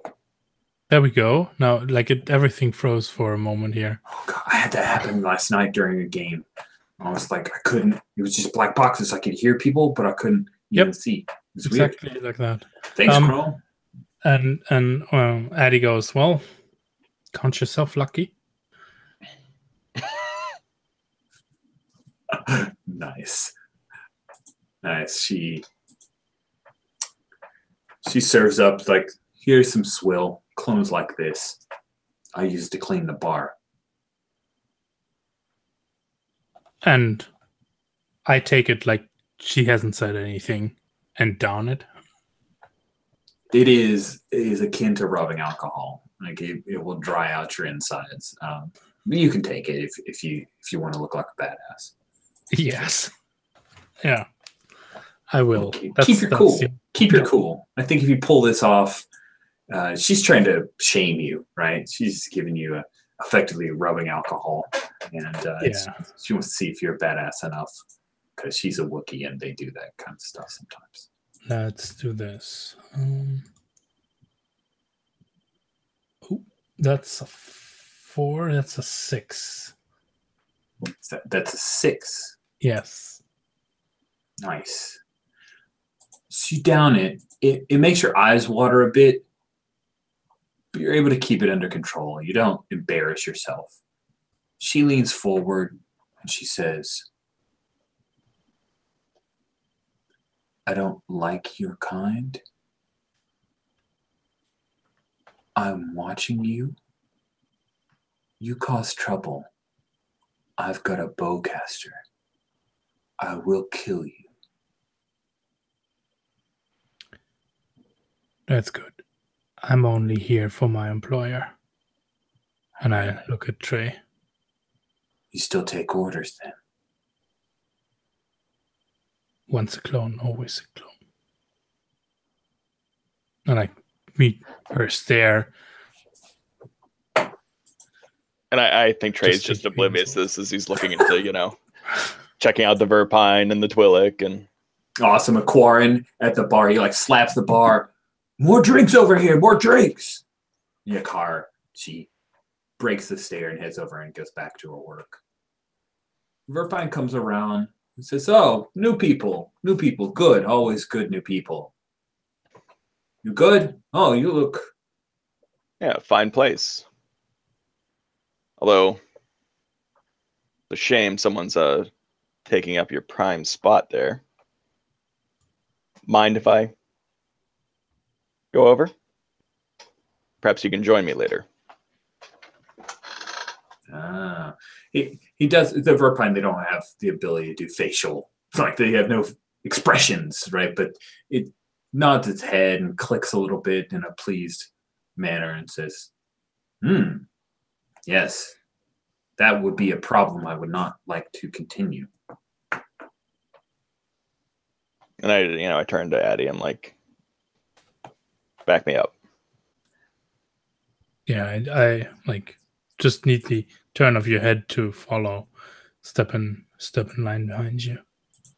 And I go to the booth next to where the Trandoshan is. Awesome. So you start to move over the Trandoshan. We cut away. And oh my goodness, maybe the bat can kill the wasp. Good luck. This is not my day. This may take me a couple minutes. I apologize. It's all good, man. No problem. Go take care of business. Wasps in rooms trump playing a game in a room. I would be running out for the hills. Let's cut into the bounty hunter office. So you come into the bounty hunter office. It's an actual office. You can see that probably up until recently, it was an automated terminal, but that has been pulled out. They've shoved in a desk, and there's a human that works behind it. She looks wholly untrained. She's not in Imperial garb, but you can tell that she's probably from an Imperial world. She's super overwhelmed about what's going on. There is Duros in here. He's got a wide brim cap. He's sitting in one of the, imagining that the offices you come in, there's a row of seats that are lined up against the wall, a desk, a data pad, and a small computer where this woman sits. She's maybe 20-ish tops. You've got the Duros that's sitting against the back. He's got his arms up. He's been here for a while. And as you come in, she says, greetings, gentle being. Yes. For ambiance, is it in the background? Is there music playing, or is it can we just hear the air exchange fan going in the background? Ooh, I like air exchange fan in the background. And occasionally you hear just the sounds of the spaceport, some huge thing or some kind of coupling. And she always jumps just a teeny bit every time one of those sounds happen in the background. Good. I walk in, I look at the Duros. I have like a cross-eyed look, like I'm like half of it is I'm sizing him up, half of it I'm like, what are you doing here? No subtlety whatsoever. And then after I did give that look, I turn back to the woman. I walk up and I'm like, I'm looking for work. Oh, excellent, gentle being. Male, Mister, Sir? Just Vrock. Vrock. Oh, good. May I see your idents to key into the system? I like drop my I just show it to her. I don't even like let it go. I just like, it's here. Everything's cool. Yeah, she pulls out like a little scanner gun type thing and she sneaks in. Oh, yes. Frork, it is excellent to meet you, sir. We have a number of bounties, primarily on Twi'lek, here on planet. There are neighboring systems that also have, if you have transportation, there are some other bounties out. Are you looking primarily for kill bounties, scalps? She goes and she looks up a thing. You can see it's like, it says transition. Wookiees? No, I'm just looking for scalps. There are a number of scalp bounties on Tatooine. The different mosses have quite a few bounties out on a number of beings, and she pulls that up and she scans it and she flips the data pad around. You can see that there are bounties for, like, held by the Jabba the Hutt has quite a few bounties on people, and as does Timo the Hutt. You recognize that name, and you see quite a few. We might even see seeded in a few names from people from previous game sessions that have pissed off Timo the Hutt or pissed off Jabba and the like. Is there anything that would fit my usual MO? Is there one where you have like this commune of people that are looking to bring someone to justice, or is there like one that's not like, I'm looking for something that's not like gang related and not looking by an Imperial like force? Nice. So from a kill bounty, there is one actually here on Ryloth. There is a woman whose husband was murdered, and she's put out a bounty with, it's basically in kind, trade in kind, service, or she has listed a number of her items for barter to obtain a kill bounty for the person that killed her husband. It's another Twi'lek from another clan. Oh, I'm just reading the things we owe Timo for the ship. So we owe Timo. So basically, if we did a job for Timo, that could, square yes, us. it would. It would literally knock down your what you owe. Okay, so in that case, we'll skip the murdered husband. We'll go for a Timo case. Sorry, I wasn't aware of that fact.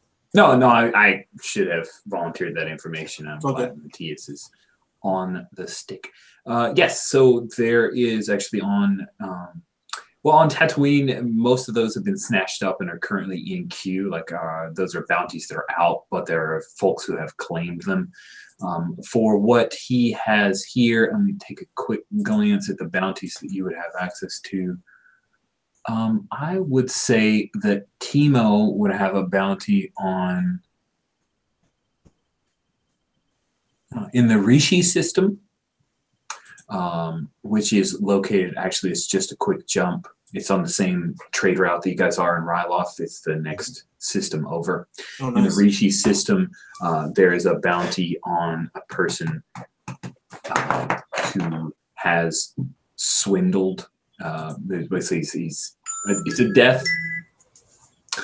it's a scalp, specifically because Timo is a pretty bloodthirsty guy. He's been out for a while. No one seems to have gone to Rishi, and it is on a guy by the name of PbtA Navi.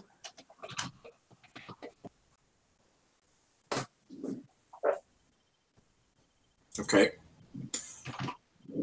Can considered a big bounty, or is it in the scale of things? Is it like It's considered a big bounty, not specifically because of PbtA himself, but because he is part of a mercenary group, and so if you go after him, then you're going after multiples, led by a former Mandalorian, or a Mandalorian, but former member of Praetorian Guard by the name of Kelb.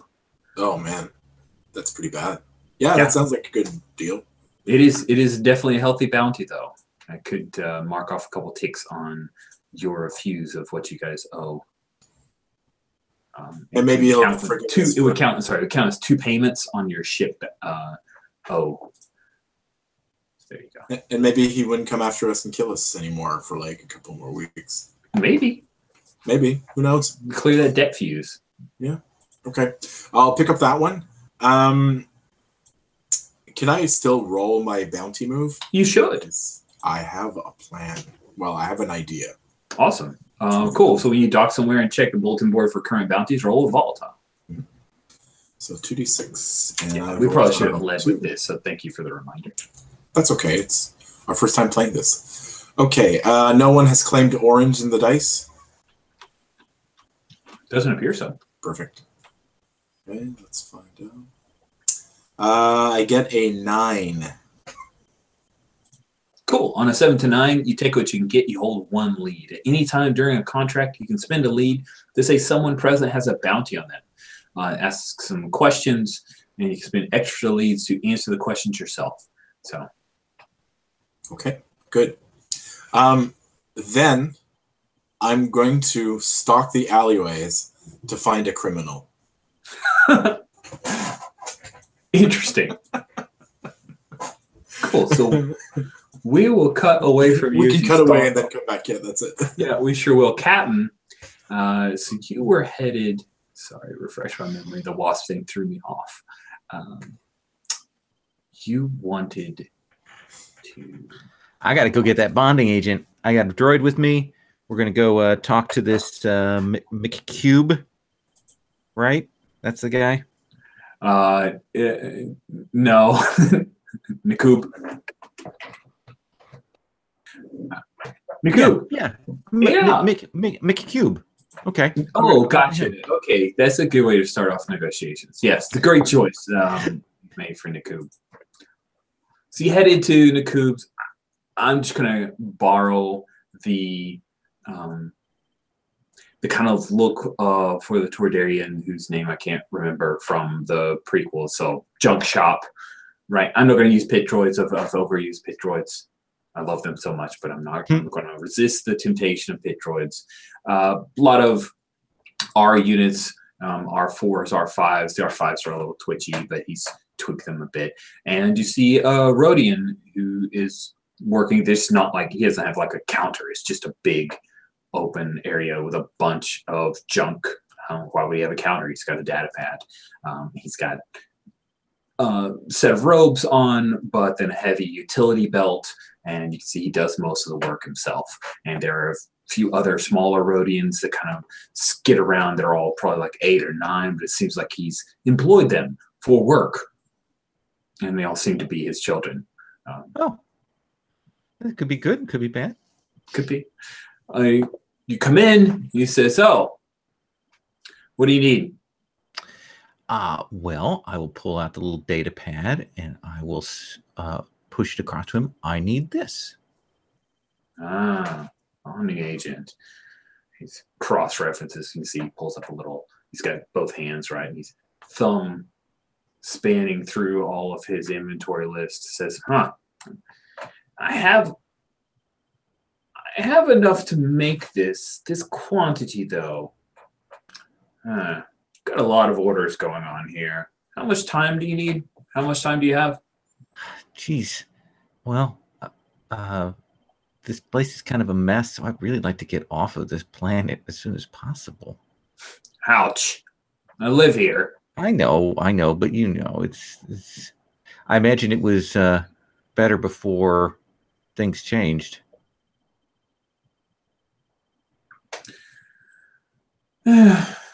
You Yeah, definitely for the Twi'leks. Definitely But I for them. imagine that puts pressure on you guys too, right? Right. And we have almost all of your clientele declared a slave race. It's difficult for them to even look around buy junk. What are you trying to do? We gotta get the patch on it so we can take off.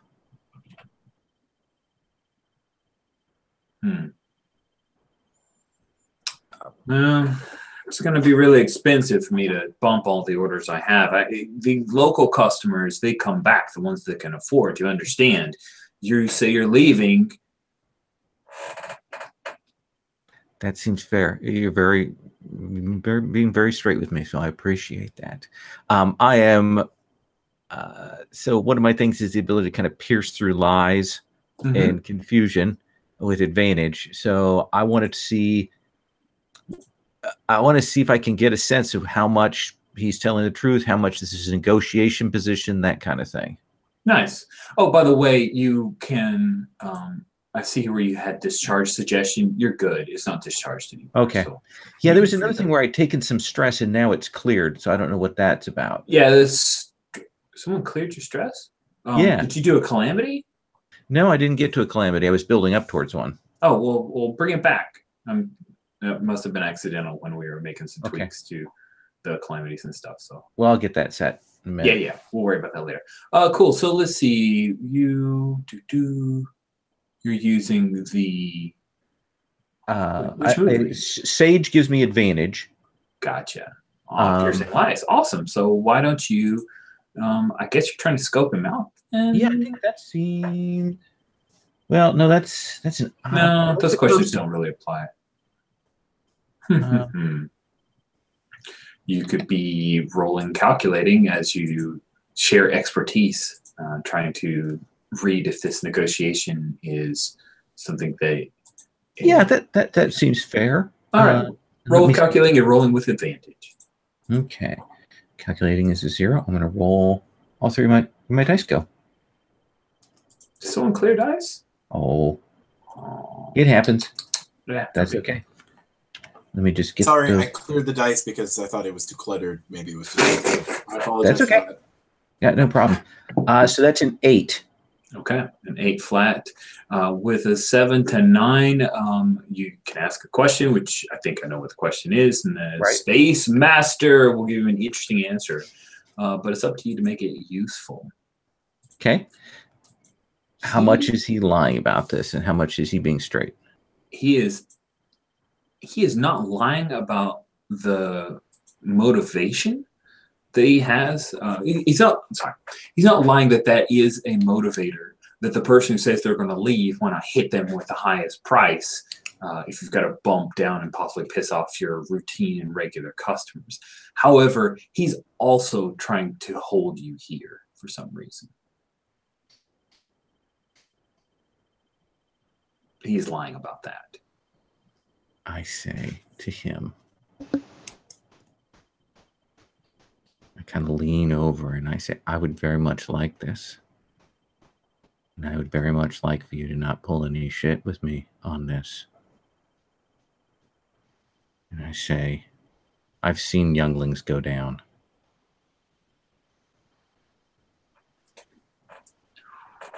Wow, you are definitely going for an intimidate right there. Yeah. Yeah. So why don't you roll plus volatile, please? Okay. I'm going to take these 2 dice. So that's an 8.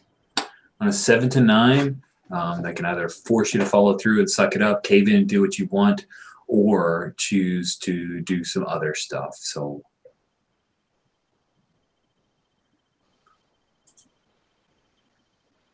he says, you look familiar to pictures I've been shown. I know. I want to get in and out. I'll pay your high price, and we'll all be cool. But if I get stuck here, if people come in, it's not going to be pretty. You understand me? he looks down. One of the young girls that walks by. Brodians do have canon, like Gender. Yeah. Yeah, they have gender. Okay. I'll move you to the top of the list. Yeah. And what's your high price? And he lists out basically it's going to be about 2,500 credits. It's a little bit more than your bounty. and I'll say I'm done. Not going to question, not going to haggle. Okay. He nods, and then I sit down and read on my data pad. You're going to wait. I'm going to wait. I'm putting my foot on his throat here is what I'm doing effectively. Yeah. With that intimidate roll and his reaction, that works fine. He actually calls in a couple of his kids and he's organizing them, getting them working on getting stuff. And he goes in the back and he starts mixing up this bonding agent for you.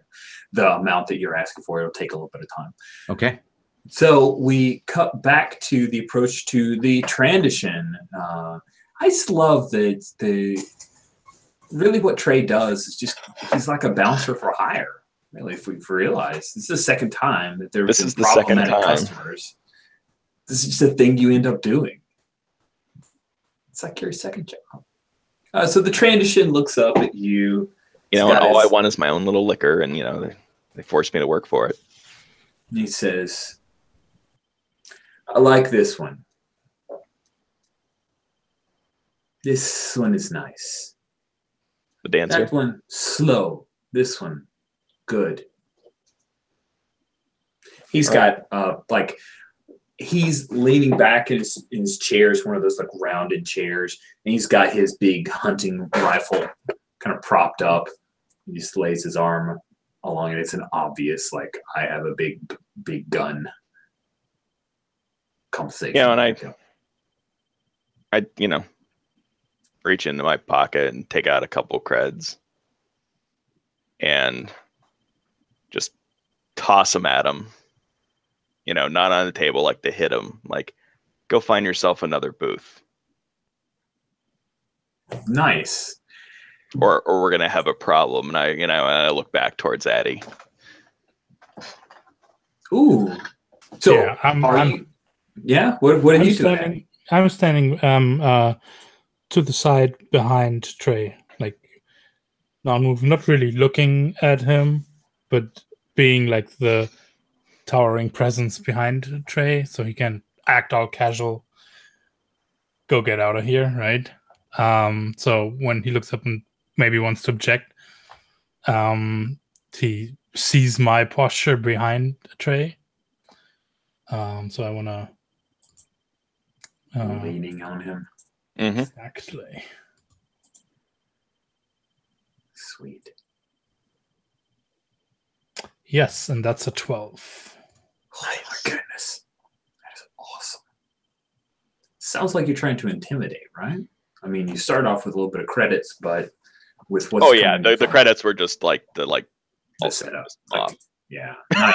I love it. Roll with volatile and you get to roll with this. So I'm going to clear a stress because, you know, it's nice having someone who's, you know, so strong and, you know, casual about his violence, you know, to back me up here. That is nice. It's good. You know, it's almost like we have a deep connection, you know, one that we just haven't we have fully explored it.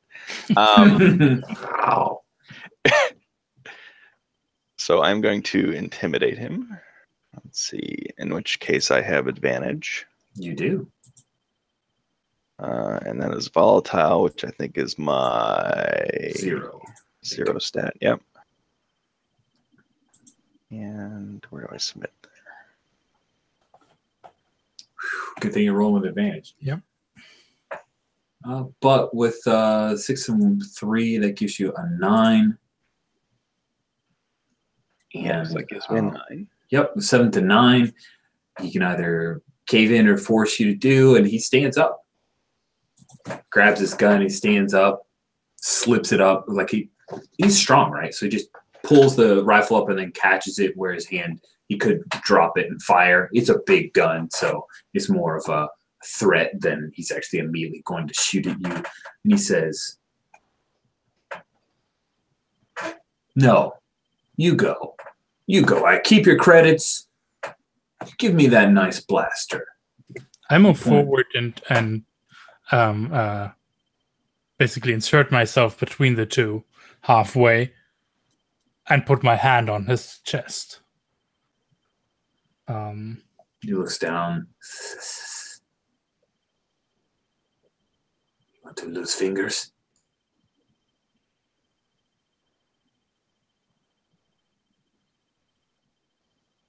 I'm trying to act casual, like, I'm not worried about being shot by a big blaster. Nice. Yeah. Right. So it sounds like partially uninterested, Yeah, and I'm like, I don't respond. I don't even like say anything. That's I'm just awesome. there as the presence, right?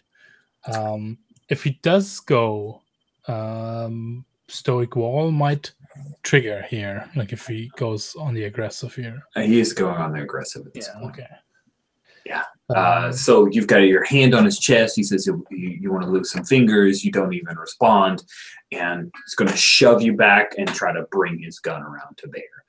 It sounds like you want to use Stoic Wall. Yeah. When you stand defiant to defend another from violence or harm, discharge this move and roll with Stalwart. So.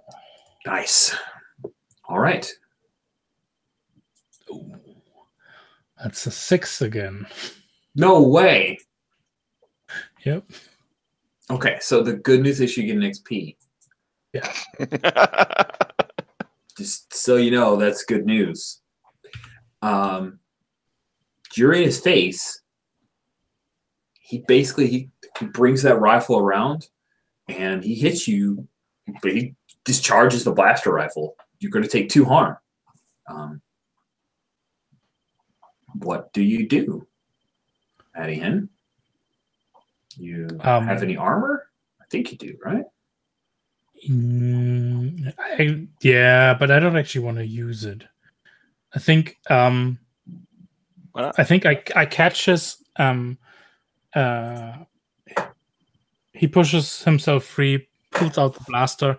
I catch his arm and he goes to punch me, so I'll take just a scratch and take another stress for the second harm. So there's a blaster shot that goes into the ceiling or something like that. Oh, awesome. Love it. It's like an angry red. Yeah. This will trigger calamity. Ooh, cool. So you get to clear your stress and you get an XP and it triggers a calamity. Do you want me to give you a minute or two to look through or did you have one already? I already did, and I think what's really the best, most fitting thing here, and this might is that I would take your Great War comes to the local sector or escalates. Shit. So here's a free card for you, Rich, to make things. Awesome. Cool. So we cut back to Captain. And you're waiting. He's still mixing up the bonding agent. One of the kids just comes out, little Rhodian boy, baby, like 6. He says, "Papa says it's almost ready."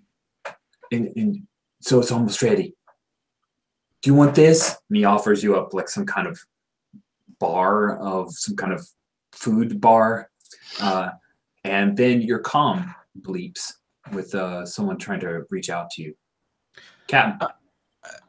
And I'll pull out like whatever food or candy or the kind of stuff that I carry with me, and I'll set that, like the bag of that, out there for the kid if he wants to pick through it, and different colored space wrappers. I imagine it looks like a big bag of Japanese candy. You know how it's all Nice. wild and different labels and letters and things. I'll just put that out there. Or his little mouth goes out like, woo! He goes over and he drops the food bar on your lap and starts picking through the candy.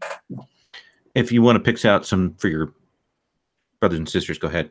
Yeah, Captain. You recognize Ain Forta's voice, and she says, "You need to move up your timetable. We've had to move up our timetable. It's not good, and you should get back as soon as possible. Okay. I'll cut and I'll send. I'll send to the group.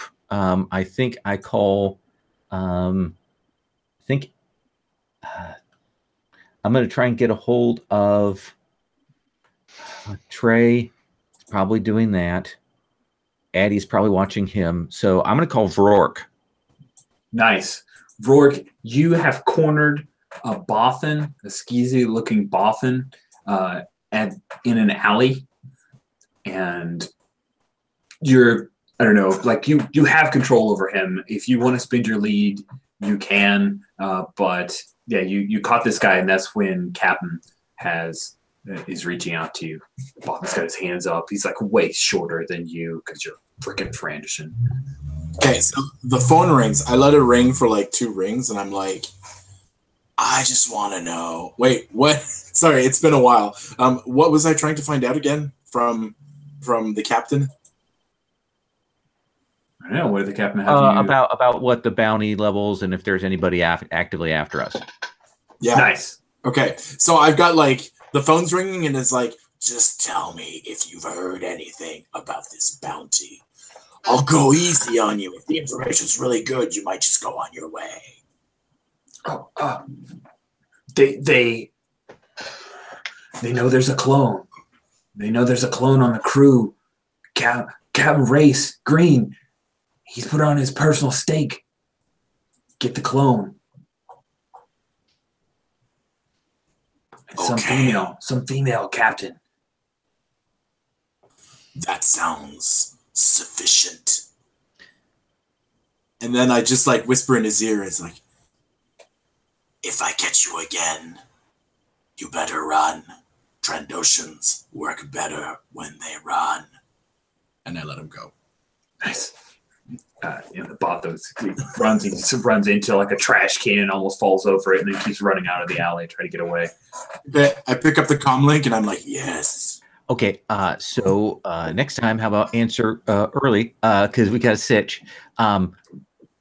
Hey, I need you to come to McCube's.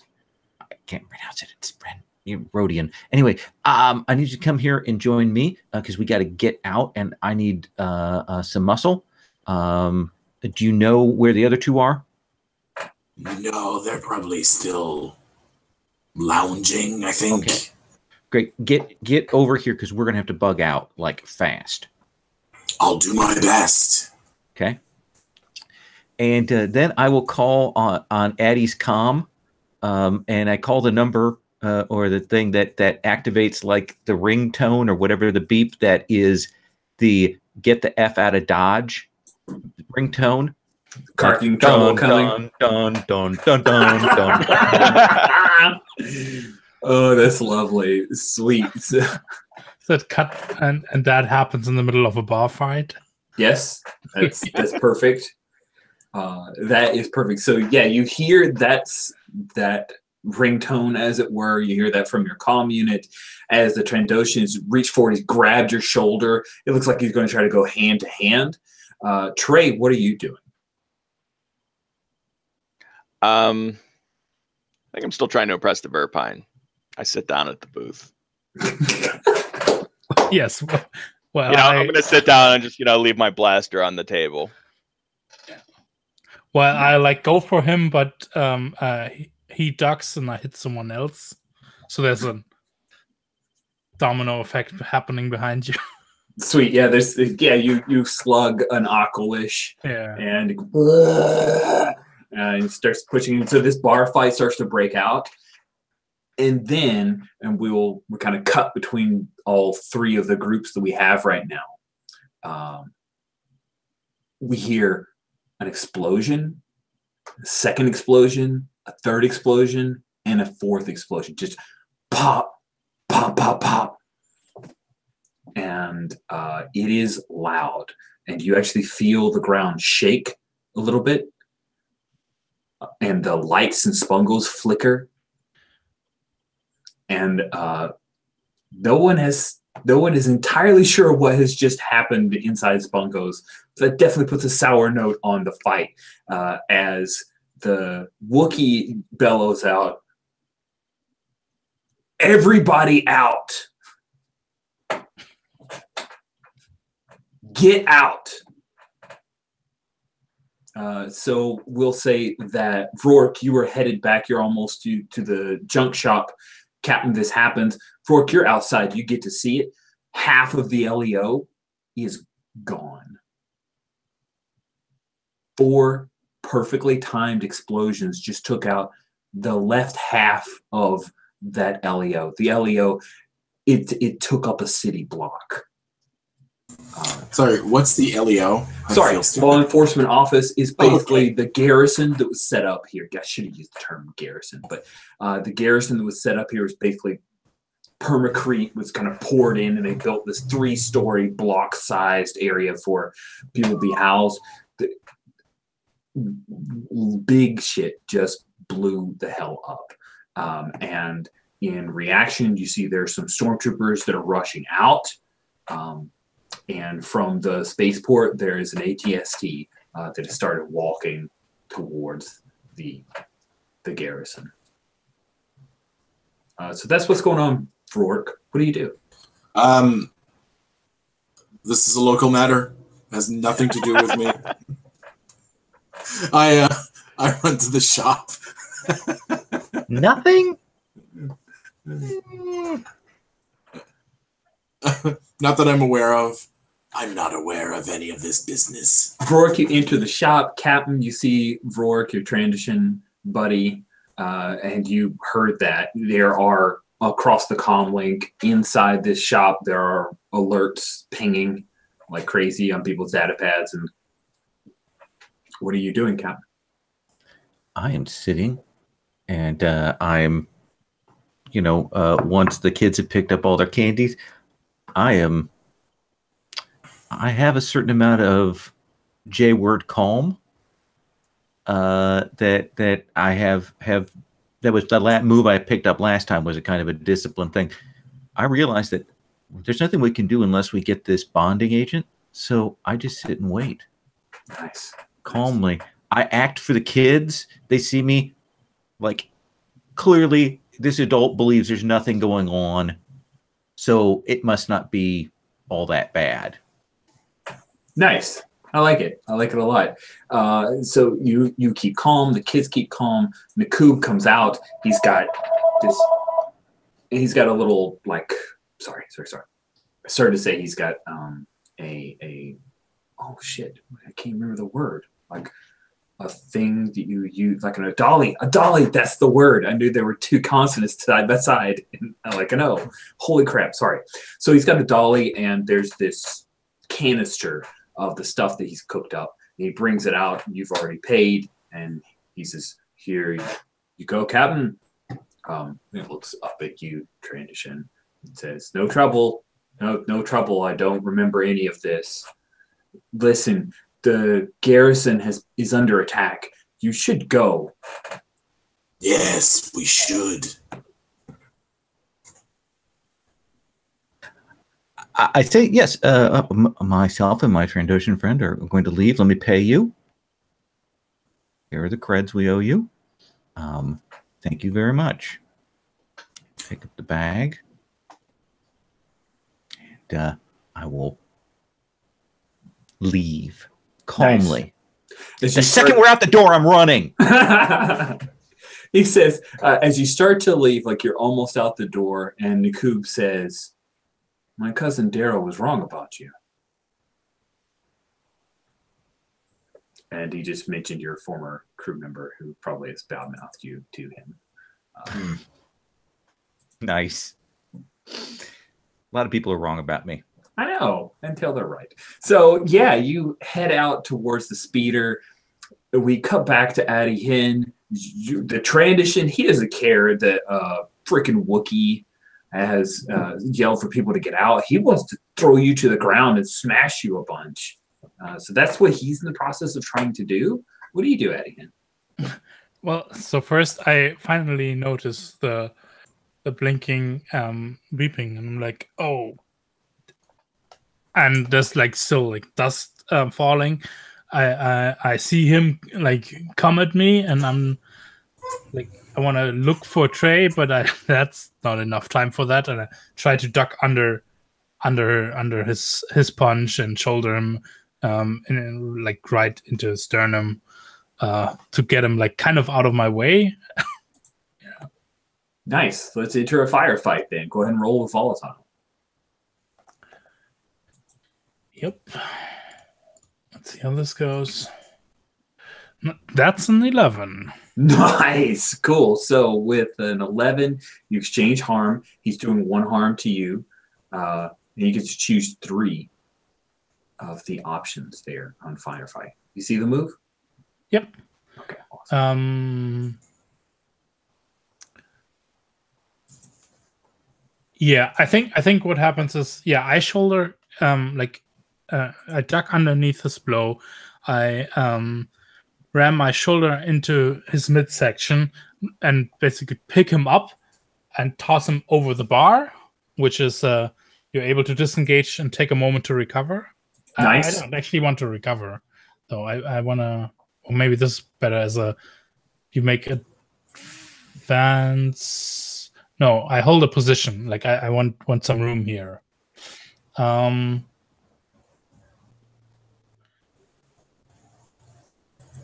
maybe I also pick that I dismay him, because like I've thrown him right into the bookie bartender. Nice. Right? Nice. I love it. It's much less me in this situation. It's much more he has a bigger problem now. Yeah, he does. Yeah, he has Yalko to deal with. So yeah, you throw him into the bar. Yalko sees him and hates transitions anyway. So yeah, if you want to boogie out, it's probably a great opportunity. The Verpine, Trey, is impressed that you've taken care of the transition. However, the fact that there are red alarms going off, he has other things to deal with right now. So if you're not sure if you're going to be able to negotiate a contract successfully, you can try. What do you want to do, Trey? I'll get up and go to him, since he doesn't seem to be wanting to sit down in the booth at the moment because of the other issues, going on. And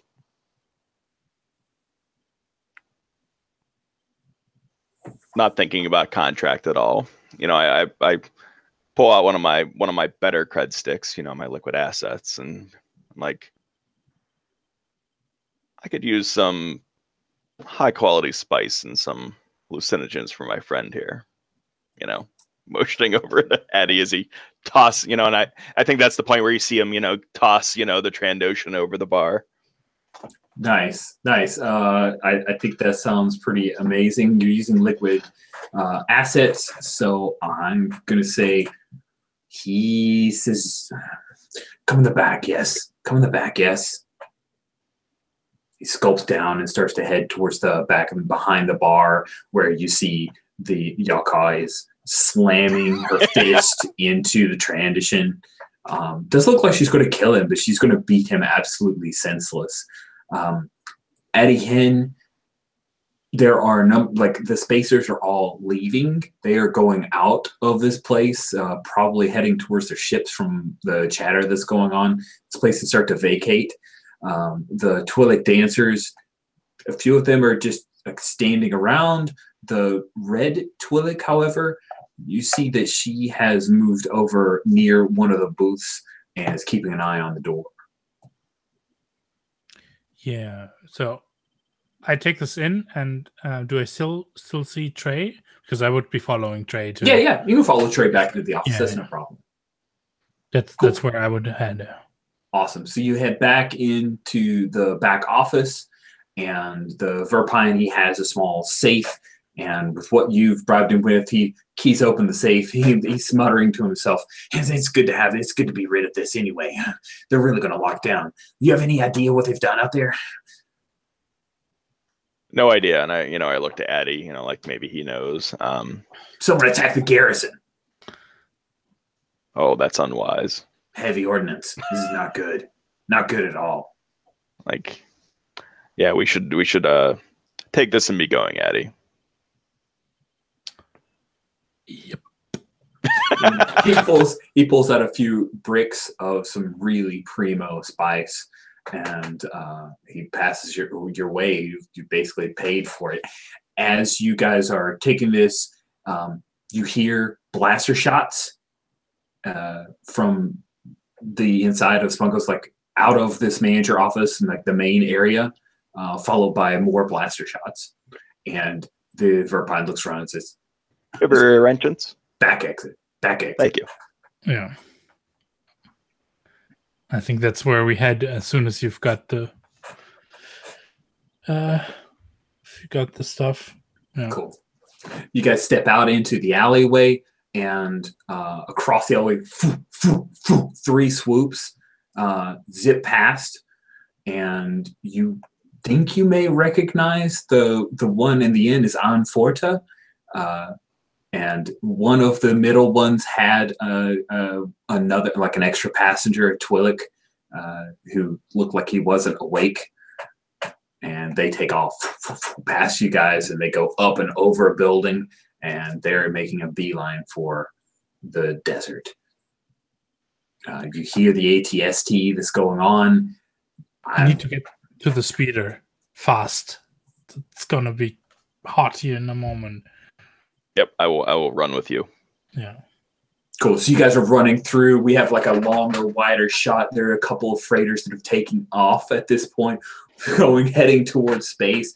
We have to see the ATSU is going. Why don't you act quick, Trey? You're kind of leading the fray here, and see if you can quickly, without much more trouble. Absolutely. That is slick. Your slick's a +1. Yep. So that is a 7. Nice. All right. With a 7 on act quick, you can.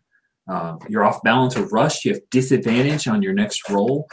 You've left something behind. I'll tell you what. It's spice. Or you're pushed to your limits with the effort and suffer 1 stress. I like the option of being off balance and rushed. Okay, cool. So your next roll will be with disadvantage. Please keep that in mind. You guys come out into the promenade, not the promenade, like where the bazaar is. You see the speeder. You hear the speeder. It's a good thing about her being broken. She's easy to pick out. You see the ATST is headed towards the LEO to try the garrison, try to secure it. And another explosion goes off at a building across the way. And it is the kind that like throws rocks and rubble across the way, knocks down a few stormtroopers. And is it, I assume, Captain, you are piloting the speeder? You see Addie Hen and you see Trey. They come out from behind Spunko's. Do the back end, bootlegger reverse there to get them to jump in. Grab on. Hop in. Yeah. Nice. Done it. Cool. You see a couple of TIE fighters are taking off, flying up into the air as you gun it in the speeder. And you see the checkpoint ahead. And you see that stormtrooper, the cool black shoulder pad thing that you had talked your way through. And they are lowering a gate arm to try to secure this place. What do you do? So talking to this guy isn't going to, even if I could force. We don't have time for that. Could F-word manipulate. All right. In that case, I turn on the stereo so we get whatever highway star or sabotage, and I kick it into full, and I bust through, if I can, that barricade. Nice. That sounds amazing. I think that what you are doing here at this point is you're going to have to keep your cool to get work under pressure and hardship here. So please roll with stalwart. You magnificent bastard. Thank you. All right, let's pull one of these dice away from the other two. All right, this is a time that it'd be good if I did not fail. It'd be good if someone leaned on you, maybe even. someone who's good at stalwarting. I mean, yeah, I definitely see that. I think you see me grab like as you're hitting it, I pull something out of my coat and twist something off, and it goes beep beep beep, and I throw a grenade off just in a general direction, right? As we're coming. There's a perfect support maneuver. I love it. Go ahead and roll stalwart there.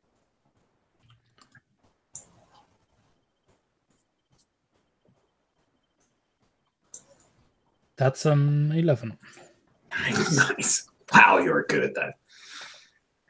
Cool. So you've got some options there, Captain. Let me see here. You get all three options there. So you have advantage on this roll. You get to clear a stress, and you are not exposed to danger or complication for your efforts. Well, I'm not going to clear the stress because I'm aiming for that calamity. Okay. But Awesome. I will take the advantage because that may not help me. All right, I'm going to roll with advantage. Mm-hmm.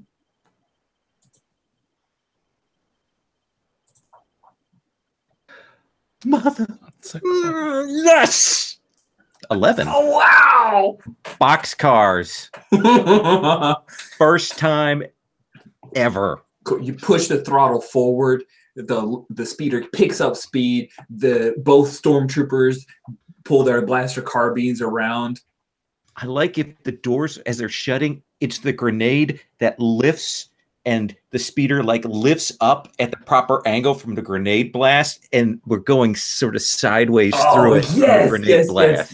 Yeah, they actually have doors that are closed, and you thread the needle sideways from the explosion. And then the land speeder pop, pop, pop, pop, and you take off again. As a TIE fighter is taking off overhead, but it appears that it's not trailing you. As you see up ahead, there are 3 swoop bikes that have kicked it into high gear, and they're kicking up dust. So you just kind of see 3 dots and then dust trail as they take off like a shot. Yeah, we use their dust trail at the start and try to cut perpendicular. Nice. So you've got to get back to your ship. So we will cut a bit of time. This is a couple of hours trip. As you see, you guys looking back, Addyhen and Rourke, you see there's an ATST that is making its way out of the city proper. It like steps up and over the barricade and is headed on a slow, scary trek in the general direction where you guys are headed. TIE fighters took off. The swoop bikers are all ahead of you guys. As you guys arrive, you see that there are huge blaster bolts in the side of the mountain here. And you also see that there's the wreckage of a TIE fighter that is not far off. We get inside. Where's the techie? I grab him. Oh, Ma? Yeah, Ma is here. He didn't go to town. So yeah, Ma, you catch it. Go and apply this now and get everybody who's in the base into my ship. You read my mind. And he grabs that canister and he tries to pick it up and it like slams into the ground because it's way heavier than he thought. Like, Captain? Eddie, Frock, help him with this. Yeah, gotcha. Like, everybody? You think Captain said a wise idea? No, it is not. In fact, it's the worst idea next to leaving these people to die. And we don't have time, right? Like, there's no arguing here. It's paint expression and, running jog to the ship to get this thing fixed up. Yeah. Trey, will you go through and make sure, help get everybody on, settled? Will do. And then, and as he says that, he goes into the ship to drop off his spice. Let me just pack up my stash here. So Ein Forta comes to find you. She's, my brother said that you're taking us. Get on the ship. Okay. That was close to an F word there. Yes. Sweet. They start carrying crates worth of stuff, trying to grab all of their supplies so they can get on board. And I go, people, not stuff. Get everybody on. We don't have time. Nice. Nice. Cool. So you guys are all loading up, and Addie Hen and Rourke, you help, and Ma Forte, he's like reaching in and just grabbing globs of the stuff, and it probably burns his skin. He doesn't care. He's slathering on all the bonding agent, and he starts trying to install things in. He's screaming, "No, you need to put there. Well, there and there. You got to get this wheel shit. If we don't, then when we hit space, this thing you're going to vent, and then you've got to have a mask, and it's really uncomfortable. It starts to steam up, and he's talking the whole time, and he's adding, slathering more of the solvent on, and the bonding agents start to coagulate. I imagine that then we have a windscreen that looks like somebody sneezed on it from the excess bonding agent. Yes. Nice. Cool. So Ein she's commanded a couple of guys to pull back all the coverings. You can see the sunlight above, another TIE fighter, and you can see up in the distance there's this like grayish triangle that you can barely see up in orbit, and that is where we will stop tonight. Oh, you magnificent bastard. Cool. So let's do our end of session stuff. And it is pretty awesome. I really like the new version of ending the session. Crap. Sorry. Actually, I'll just look in the basic persona thing. I will find it in the new special on commerce, I think. Personal project. Sorry.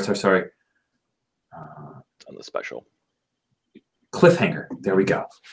When you reach the end of an episode, go through the following. Each player takes a turn reading their hooks, and if at least one of your players' hooks impacted the events of the story or the character, the player marks like XP. I think you guys don't have to read through all of them. Pick the hook that you think absolutely applied, call it out to us, and unless we have strong objections, you'll get an XP for that. We'll start with Captain. Any of your hooks that you felt you played to? I think a little bit of the see me vulnerable, push them away, in that I'm not explaining why I'm taking these people. I'm not explaining the fact that I was around kids for the last 2 hours, and that's what is getting at my gut. So I'm just yelling and shouting and making people go, because I don't want them to realize why I'm doing this. I like it. And then I tried to point Travaxi in the right direction. I think you did. And then he went and hit his spice. Yes. I think those are the only two there. Okay, cool. So take an XP, and anybody object to that? I think those all hit for me. If there are any hooks that you feel no longer apply, then this is the point where you can X them out. All right, Addie Hen. Yeah, I think Trey and I have seen all of each other's scars. That's a sacred bond. Really saw us working like as a team without much discussion or thought or conflict there. Really well together. They're like partners. Sound good, Trey? Yep. Sounds good. Awesome. Good. Any hooks that you feel don't work? No. I definitely tried to lean into detested by both sides. Yeah, that's true. Cool. Yeah. All right, Rourke. I definitely feel that the I'm suspicious of everyone. I can't let a secret stay unknown would be the one that I probably dipped into today. Yeah, I like that. Anybody have any counters or concerns about that? I feel like we're definitely awesome. All right, Mark and XP. And Travaxi. I leaned into, getting drugs, but I don't think I really leaned against any of these in a way that would earn XP. Okay. I definitely need to set you up for that artifact one. We definitely. Yeah, and I can ditch that if that's not gonna, you know. So obviously we only have one We session. got one left. session left. I don't know. You know, I mean, we have Imperial entanglements. You know, We've got a lot of stuff going on. It might be good to axe it. I hate to say it, but maybe we do. I'll find something else to put there. Okay, good. And we would definitely have Rourke back, so anything we can work on there. Awesome. Good deal. And if there are any new hooks that you guys want to write, you can do that in the intervening week. Ask the following questions, and you guys will answer them as a group. Did you complete a mission or contract? No. Okay. Did you learn something new? We got the bonding agent. Oh, there you go. You did do the bonding agent. That was your mission. Get the bonding agent. It was. There was bonding aplenty. Did you learn something new and important about the universe?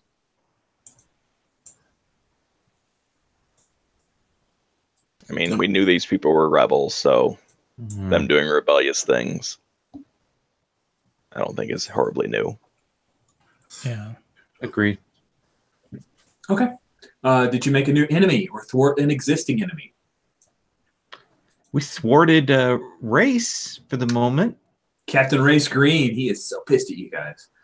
Was there a big moment that hinged on a crucial role? I think getting out past the checkpoint with, you know, an ATSD in pursuit So kind of good. qualifies. Okay, cool. So with that, you have 3 yeses. So you get each player gets 3 XP. Wow. Yeah, this is a high XP game because we churn through moves in this. So that brings our post thing. I've got some burns and ticks and all this other stuff to do that I will do between intervening sessions. And we've ended a little bit early, so hopefully we can churn through some roses and thorns. If people need to go right at the hour, I understand. If so, please say so. We can make you go first or throw you first under the bus or something like that. Thorns, critical feedback, things that can be improved. Aspects of the game that maybe didn't work for you or were confusing, or aspects of the story that didn't work quite as well as you would have liked. We will start with thorns with you, Blaze. What thorns did you have from today's session? I don't think I have any. Okay. If you think of anything as we discuss, or you want to chime in with somebody else, feel free. Lowell, please give me your any award-winning expertise feedback because it's very valuable. So let me point at something that I'm not sure about yet. Okay. I like it, but I'm also a little torn on it. I like the idea of the calamities. Like conceptually, I think that's a very cool thing. It is, however, you know, some of them are used to get other things. So you kind of want them. And I wonder if there's a way for short games like this, like a 4-session game, for us to have something that accelerates that, that makes it a like if you're doing a one shot, or if you're doing, you know, a short game, maybe there's a way to accelerate that calamity track so that people can engage with it. Because I mean, very likely I'm not going to get to any of the calamities, which is too bad. But I'm not sure whether that's a bug or a feature. I'm not entirely sure. I like the idea of them. I think it is kind of neat. I think it would be interesting too if maybe there were some ways that maybe some of them are set, and then there was some ways to maybe change up as a player to rewrite them, or to have some blanks on them or something. That's interesting. Yeah, and not as good for a short-term thing, because I think having them set for short-term is perfect. But if I were playing a long-term thing, I would want some player setting on that. So I guess not so much a thorn, is more of an uncertainty from our play of whether I've gotten the full taste of it. Yeah. I find calamities interesting because if you lean hard and you push hard and there are a lot of die rolls, you can generate a calamity in a game session. I've seen it happen, but it takes, like, you really need to push hard for it, and it takes a lot of choices. Right. And that's the thing, is different GMs have different RPS, different rolls per session. RPS. Oh my gosh, I love that term. I mean, I think that I'm not actually, high on RPS. I'm a little say yes or roll the dice, and I think maybe I could call for more rolls. This game may even want more rolls than. I think it may that may be the case. It's also I think I would agree with that. Not that the economy may be predicated on that. Mhm. Yes. Yeah. Yeah. Okay. I mean, it doesn't hurt my feelings to say, hey, maybe I need to do more RPS. So I need to amp up my RPS to basically keep the engine running of what Impulse Drive is designed to do. Because I noticed that when we got into combat, there was we were definitely hitting those gears. You know? But I wouldn't like.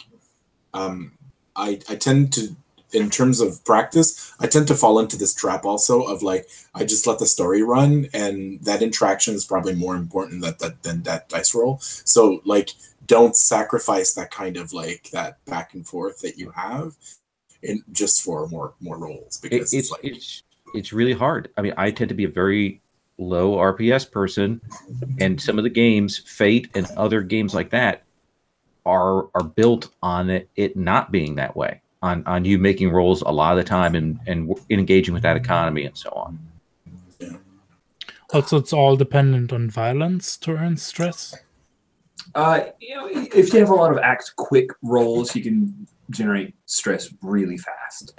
But yeah, it's very action oriented. You keep your cool. I mean, to be fair, Star Wars is reasonably violent. It is. I mean, there's always firefights. Yes, the stormtroopers might not be hitting most of the time, but there's still those combats. And if this is based on Dungeon World, then Dungeon World, when I've played it before, the combats are, more hit point. It's based on multiple rolls. Yeah, it's made for a few goes. And you can tell from the whole recovery action that the assumption with Impulse Drive is we're going to have a few goes back and forth, which is totally cool. But you can see it in that you do 1 harm, 2 harm, 3 harm, right? And the tactical pack, and the healing. Yeah. Yep, there's a lot built in for several goes back and forth. Thank you for that feedback, Lowell. Were there any other thorns that you had? Cool. Matthias, what thorns did you have?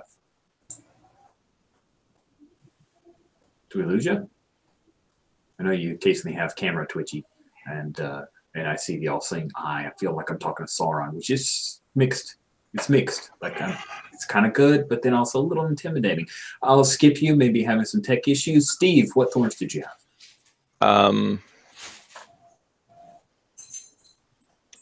Not really. I would have liked to seen more interaction between us. Mm-hmm. Obviously, we were sent to town, and we split off on our own little quests. I had good interaction with Matthias and Addie, but I would have liked to seen, how do Vork and Trey act together, how do the captain and Vork act together, Yeah, I agree. And now you're gonna have if you guys make it off planet, we could be on the ship, so that's gonna tie us together pretty good. So cool. I'll jump back to you, Matthias. Any thorns that you have? Yeah, one thing that I noticed was we had this role, or Trey had this role towards the end. What was that? You were rolling for quick, I think. Acting quick.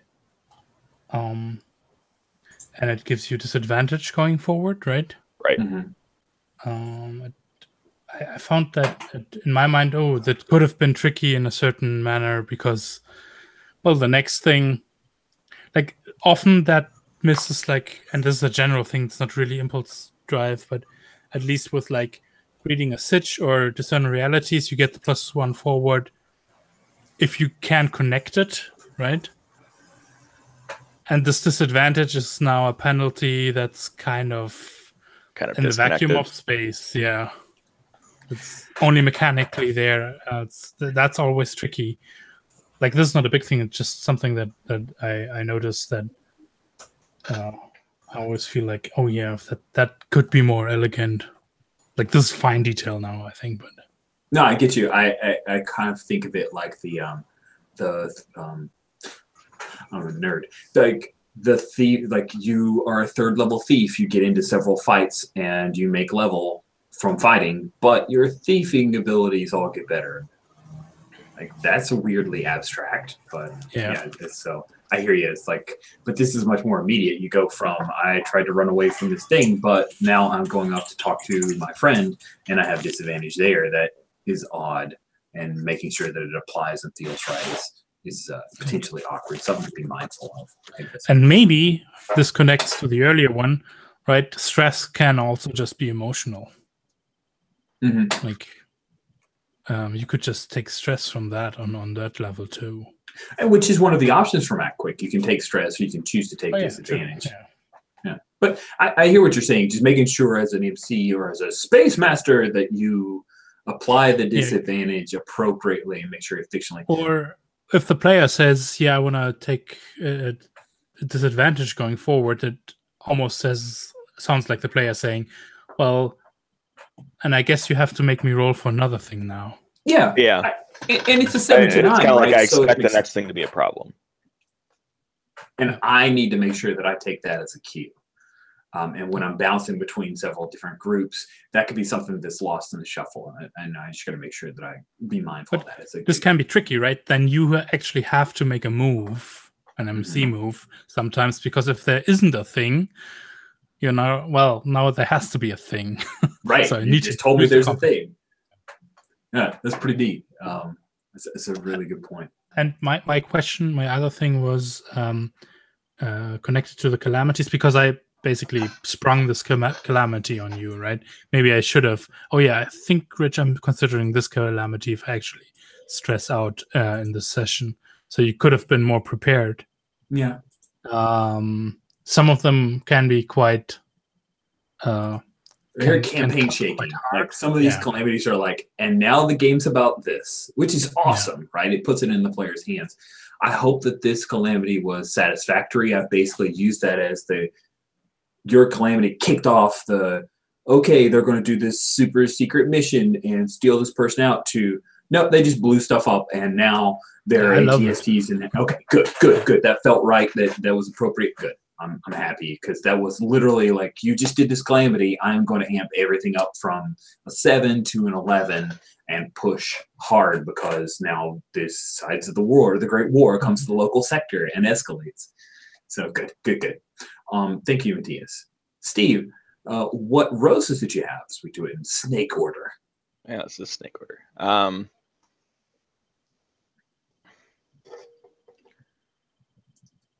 Again, I'm gonna have to continue with, everything feels Star Wars. I mean, and that's great. The use of the aliens, the use of the Imperial stuff. Of course, getting us entangled with rebels. Everything is flowing, and I like that now that I'm used to the system a little bit more, system seems to be flowing better for me. Initially it was like, okay, there's just too many moves, and really, it is just like Dungeon World. There's just moves for certain things in certain categories, and I think we're just seeing more of them as we go through. Yeah, it's a little bit of sticker shock. There's a little bit of like how many pages of moves, but once you see, there are really kind of for specific items, and there's a core of moves that feel like Act Quick. That's a one that I lean on pretty heavily, and keeping your cool. I like that one mostly to make Lowell freak out. Mm-hmm. Good, thank you. Anything else, Steve? No. All right, Matthias, what roses did you have from today's session? Yeah, like specifically the pacing and intercutting between our 3 different places where things were happening was really good. So, thank you. And I really like these characters. Like the captain is awesome. Like when you just sat down and kept your cool there, that was super on point, I felt. And then Blaze I also really liked. Like, it's always tricky, right, coming in new character in a running series, but like your character really fit in nicely. That was cool. Yeah, you. Frog. Nice bounty hunter. I agree. So thank you very much for that. Matthias Lowell, what roses did you have?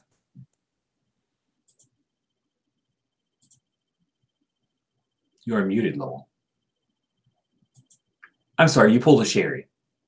Thank you.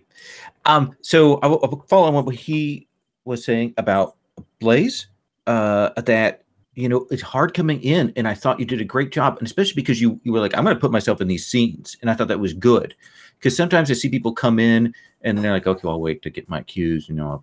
No, I was like, boom, good. Got to be proactive. If you're playing a one shot, if you're playing a 3 or 4 shot, you know, you've got to be active. You do things. When the GM gives you a choice, you make a selection. You don't hem and haw. You boom, boom. You go through it. I mean, they got to do that. You got to take it by the reins. And I thought you did a great job of that. And I'm always happy to see that. 2, I loved how the roles and the interaction went that started that bar fight. I felt like that was the time where I saw the gears catch together on the system and really roll out. And I liked how that sequence rolled, both from player part and GM part and mechanical part. I thought that felt good.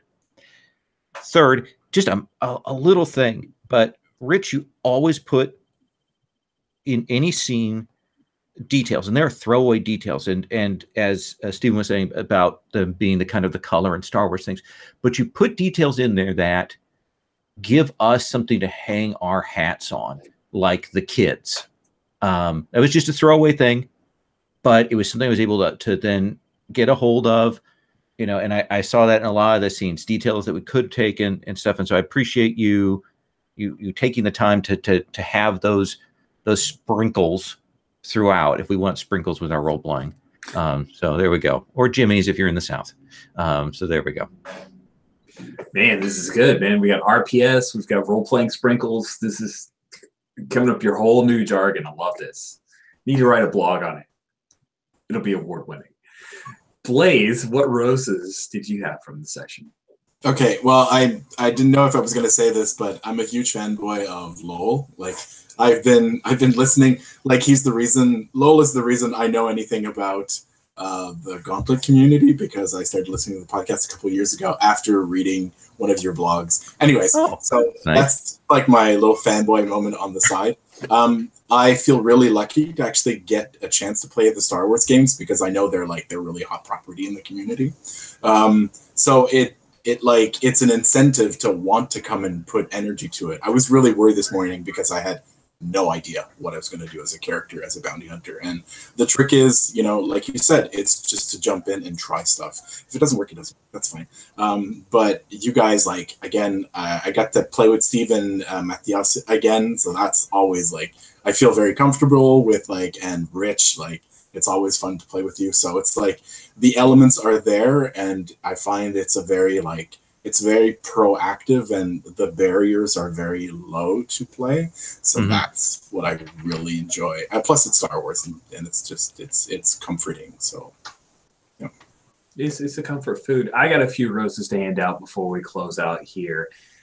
Blaze, I really like the voice you chose for Rourke, the approach of no, these are the specific contracts that I go for. It really gave him a motivation and a flavor, this, whatever contract, Black Petty. No.